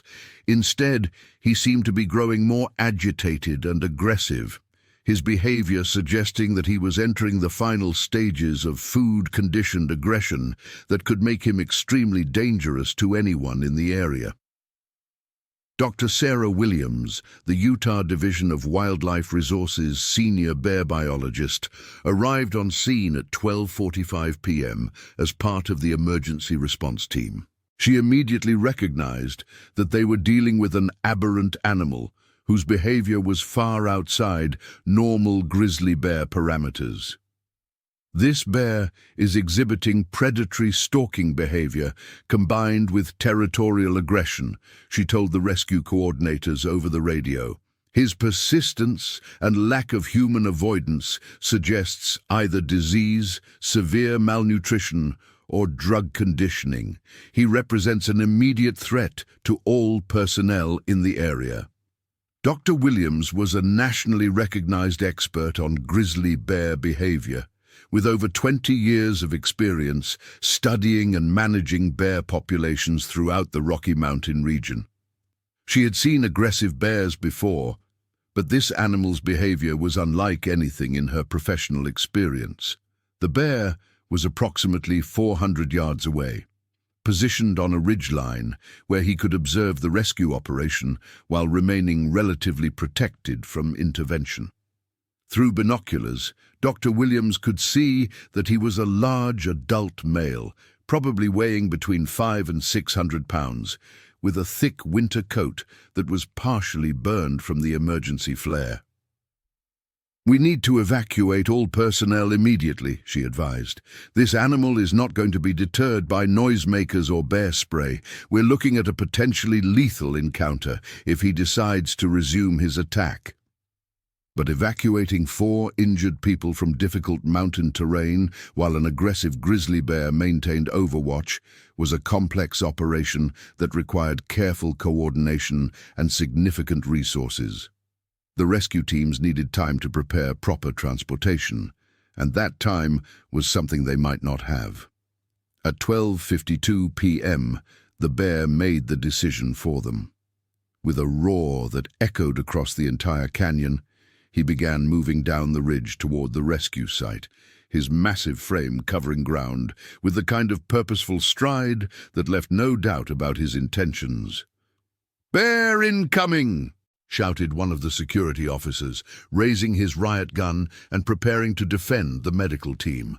"All personnel, take cover." What followed was 6 minutes of chaos and terror that would be analyzed and discussed by wildlife experts, law enforcement officials, and emergency responders for years to come. The bear's final attack was captured on emergency response cameras, radio recordings, and the testimony of over 20 witnesses, creating a detailed record of one of the most dangerous wildlife encounters in United States history. The bear's charge down the ridge was like watching a natural disaster in motion. Despite his enormous size, he moved through the deep snow with fluid grace, his powerful legs carrying him toward the rescue site with unstoppable momentum. The security officer's deterrent rounds bounced off his thick hide without noticeable effect, and within seconds he was among the rescue personnel. The bear's first target was the nearest snowmobile, which he attacked with the same fury he had shown toward Jack's machine hours earlier. His massive paws crushed the front suspension and shattered the windshield, while his teeth left deep puncture marks in the seat and handlebars. 2 security officers flanked the bear from opposite sides, trying to get clear shots with their riot guns without endangering the medical personnel who were still working on the injured patrol officers. The bear spun toward the nearest officer, covering 20 feet in 2 bounds before the man could properly aim his weapon. The officer, Mark Peterson, was a 15-year veteran of resort security with extensive training in wildlife encounters. But no amount of training could have prepared him for the reality of facing an enraged grizzly bear at close quarters. He managed to get off one shot before the bear's massive paw caught him across the chest, launching him 15 feet through the air and into a snowbank. Kevin Brown, despite his exhaustion and injuries from the morning's ordeal, immediately moved to help the fallen security officer. His medical training overrode any concern for his own safety as he assessed Peterson's injuries and began treatment for what appeared to be multiple broken ribs and possible internal trauma. The bear's rampage continued for another 4 minutes, during which he damaged or destroyed 3 snowmobiles, injured 2 more rescue personnel, and demonstrated the kind of raw, destructive power that made grizzly bears the apex predators of North American wilderness. Dr. Williams, observing the attack from a safe distance, was already on her radio requesting authorization for lethal intervention. The bear's behavior had moved completely beyond any possibility of non-lethal resolution, and the safety of the rescue personnel required immediate action. "Base, this is Dr. Williams," she transmitted urgently. "I'm requesting immediate authorization for lethal force against this animal. We have multiple casualties and an ongoing threat to life. This bear cannot be safely relocated or deterred." The authorization came back within seconds, but implementing it safely while rescue personnel were still in the danger zone required careful coordination. The wildlife specialist needed a clear shot at the bear without risk of hitting any of the humans in the area.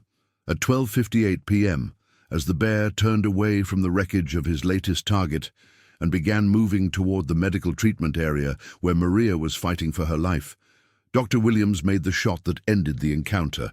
Her .338 Winchester Magnum rifle, loaded with specialized wildlife management ammunition, delivered a precise hit that brought the 600-pound predator down instantly.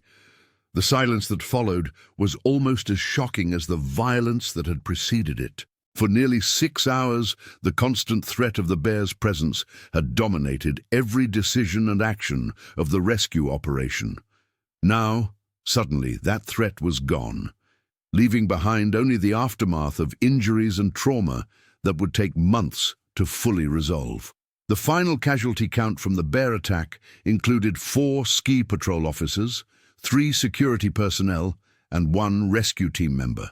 Maria Lopez was the most seriously injured, with multiple broken ribs, a lacerated spleen, and significant internal bleeding that required immediate surgery. Lisa Monroe had suffered deep lacerations that required over 200 stitches and would leave permanent scars. Jack Reynolds had sustained a serious concussion and cracked ribs that would sideline him from patrol duties for the rest of the season. Kevin Brown, despite his heroic actions throughout the ordeal, had developed severe hypothermia and exhaustion that required several days of hospitalization.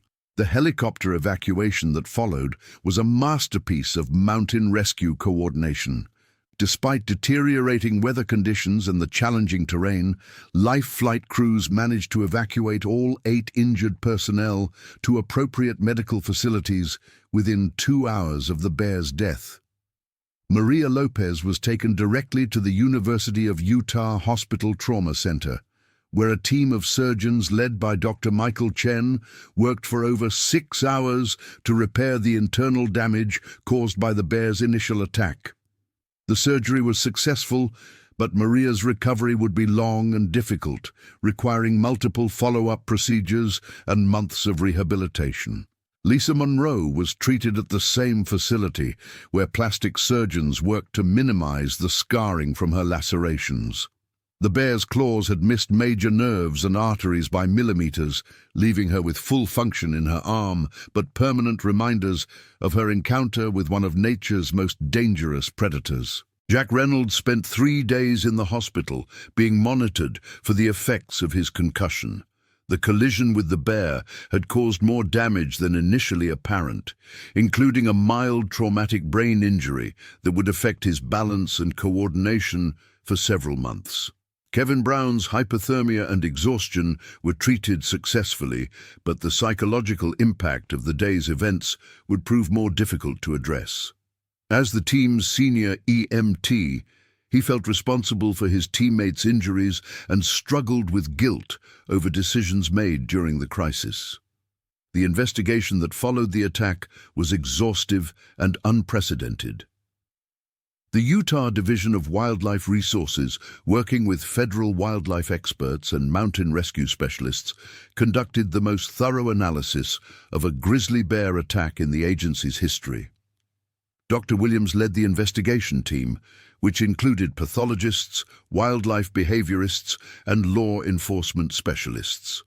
The bear's carcass was subjected to complete necropsy, revealing the underlying causes of his aberrant behavior. The pathology report showed that the bear was severely malnourished, having lost over 30% of his normal body weight. His stomach contained only small amounts of vegetation and bark, confirming that he had been unable to find adequate food sources for an extended period. Most significantly, tests revealed elevated stress hormones and brain chemistry abnormalities, consistent with prolonged starvation and sleep deprivation. This animal was essentially in a state of chronic crisis, Dr. Williams explained in her final report. The combination of failed hibernation, severe malnutrition, and environmental stress had pushed him beyond normal behavioral parameters. He was operating on pure survival instinct, with none of the normal caution or human avoidance that characterizes healthy grizzly bear behavior. The investigation also revealed that climate change had significantly disrupted normal hibernation patterns throughout the Rocky Mountain region. Warmer fall temperatures had delayed the onset of hibernation for many bears, while earlier spring warming was causing them to emerge from dens before adequate food sources were available. We're seeing increasing numbers of bears that are unable to complete normal hibernation cycles, Dr. Williams noted. This creates a population of nutritionally stressed, behaviorally unpredictable animals that pose a significant threat to human safety in wilderness areas. The media coverage of the attack was extensive and, unfortunately, often sensationalized. News outlets from around the world picked up the story, focusing on the dramatic elements of the 6-hour ordeal while often missing the larger implications for wildlife management and climate change. Bear terror in Utah.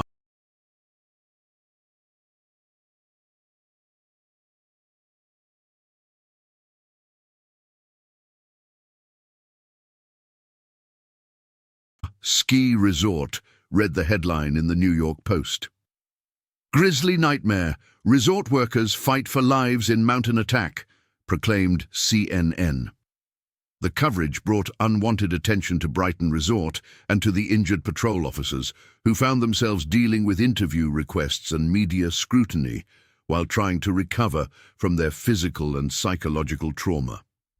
The financial impact of the attack was substantial. Medical costs for the 8 injured personnel exceeded $800,000, as originally reported, with Maria Lopez's surgery and extended hospitalization accounting for nearly half of that total.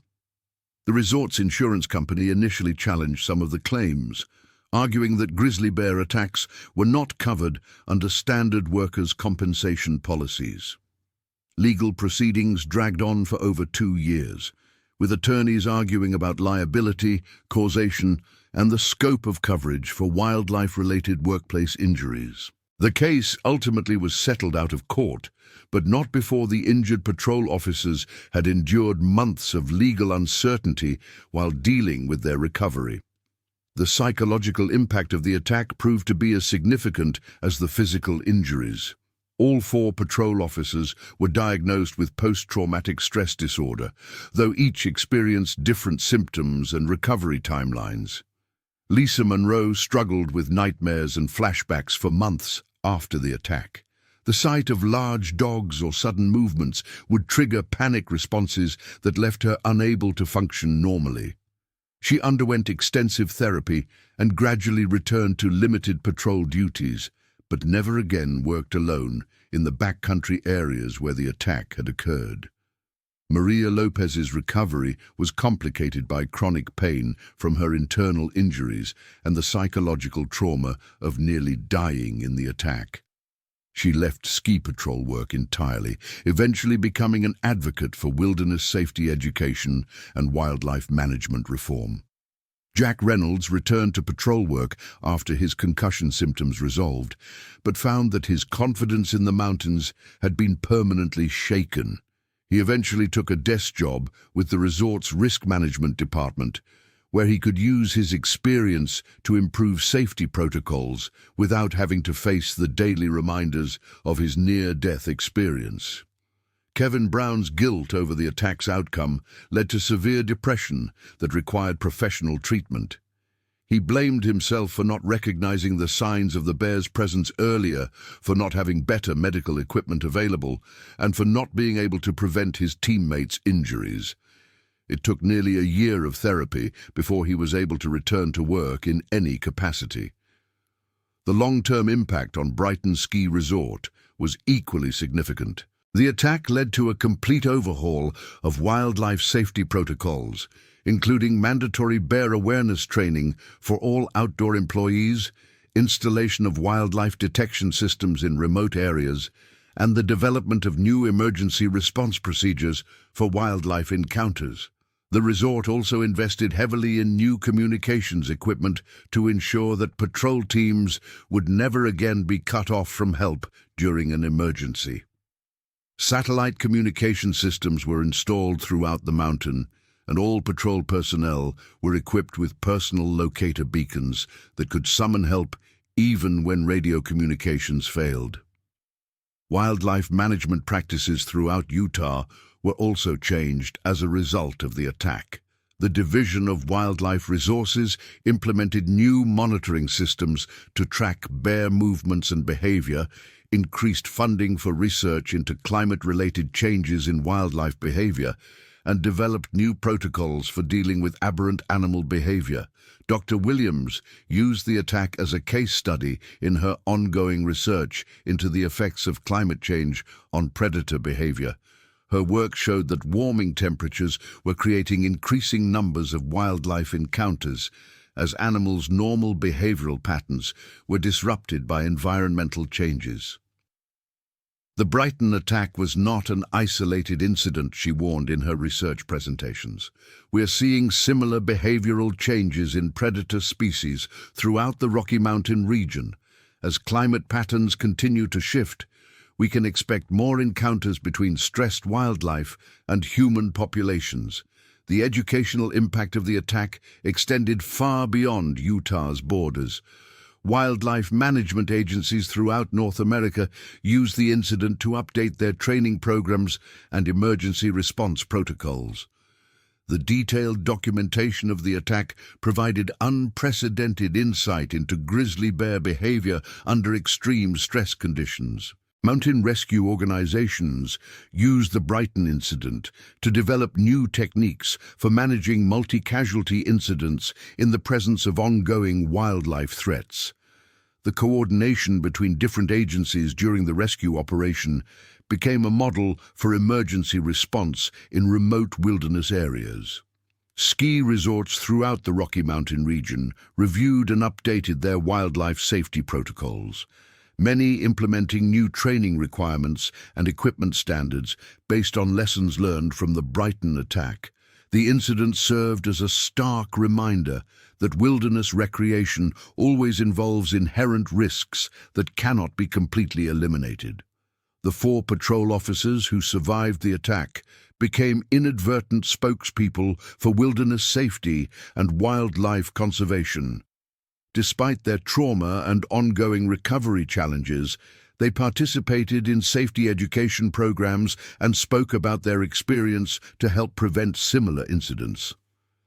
People need to understand that we're sharing these mountains with some of the most powerful predators on the planet, Lisa Monroe said during one of her safety presentations.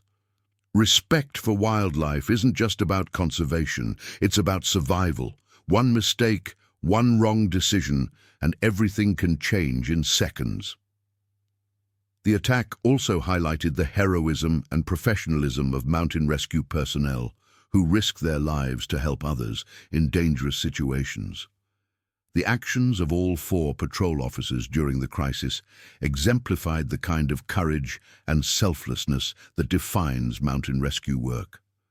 Maria Lopez's decision to fire the emergency flare at the bear, despite her serious injuries, probably saved Lisa Monroe's life.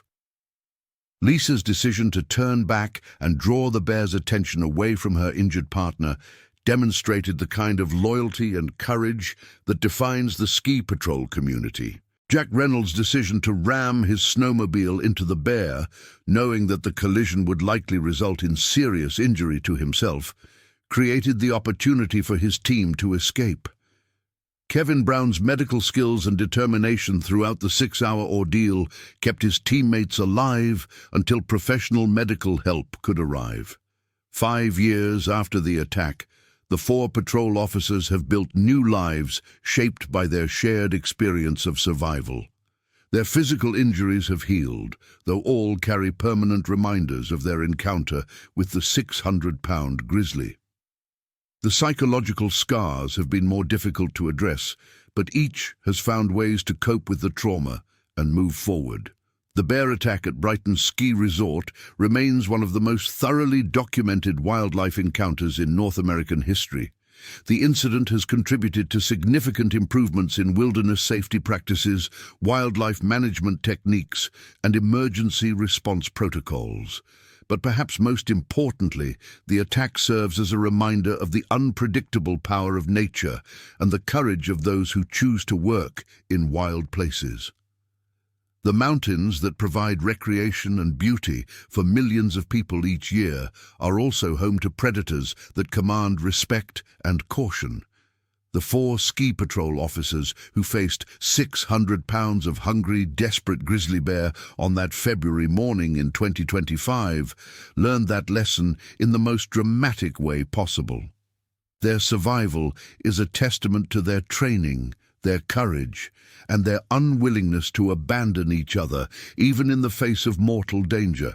Their story continues to resonate throughout the mountain rescue community, serving as both a cautionary tale about the dangers of wilderness work and an inspiring example of human courage under extreme pressure. In a profession where split-second decisions can mean the difference between life and death, their actions on February 2nd, 2025, represent the very best of what it means to be a mountain rescue professional. The grizzly bear that attacked them was ultimately a victim of larger environmental forces beyond his control. Climate change, habitat disruption, and food scarcity had driven him to behavior that was as abnormal for his species as it was dangerous for the humans he encountered. His death marked the end of a tragedy that began months earlier, when environmental changes made it impossible for him to follow the natural hibernation patterns that had sustained his species for thousands of years. The intersection of human recreation and wildlife habitat will continue to create challenges as both populations grow and climate change alters traditional patterns of behavior. The Brighton attack provides crucial lessons for managing these challenges safely and responsibly. Today, Brighton Ski Resort operates under enhanced wildlife safety protocols that have been adopted by ski resorts throughout North America. The patrol officers who work these mountains carry equipment and training that could prevent another tragedy like the one that occurred on February 2nd, 2025. But the mountains themselves remain unchanged, still beautiful and still dangerous, still home to predators that demand respect and preparation from those who choose to work and play in their domain. The story of 4 ski patrol officers who faced a grizzly bear and survived serves as a permanent reminder that nature's power cannot be controlled, only respected and carefully managed. In the end, the Brighton bear attack stands as one of the most significant wildlife encounters in modern history. A 6-minute nightmare that lasted 6 hours and changed the lives of everyone involved. It is a story of courage and survival, of training and teamwork, of the thin line between life and death that mountain rescue professionals walk every day they go to work in the high country. The 4 patrol officers who lived through that ordeal carry more than physical scars from their encounter. They carry the knowledge that they faced the ultimate test of their profession and survived through skill, courage, and an unwillingness to abandon their teammates. In a community where such qualities are highly valued, they represent the very best of what it means to be mountain rescue professionals. Their story will be told for generations in patrol offices throughout the Rocky Mountains, serving as both inspiration and warning for those who follow in their footsteps. It is a reminder that the mountains give and take without warning, that wildlife encounters can turn deadly in seconds, and that survival often depends on the quality of the people standing beside you when everything goes wrong. February 2nd, 2025 began as a routine patrol day in the Wasatch Mountains and ended as one of the most harrowing wildlife encounters in American history. For Lisa Monroe, Jack Reynolds, Kevin Brown, and Maria Lopez, it was the day that changed everything about how they viewed their profession, their relationships with each other, and their place in the mountain environment they had dedicated their lives to protecting. The 600-pound grizzly bear that attacked them is gone, but the lessons learned from that encounter continue to shape wilderness safety practices throughout North America. Their survival story serves as a testament to human courage and a reminder that in the mountains, the difference between tragedy and triumph often comes down to training, teamwork, and the willingness to risk everything for the person standing next to you. In the harsh mathematics of wilderness survival, 4 ski patrol officers faced impossible odds and lived to tell about it. Their story deserves to be remembered not just as a dramatic encounter with a dangerous predator, but as an example of what human beings can accomplish when they refuse to give up on each other, even in the face of nature's most terrifying challenges.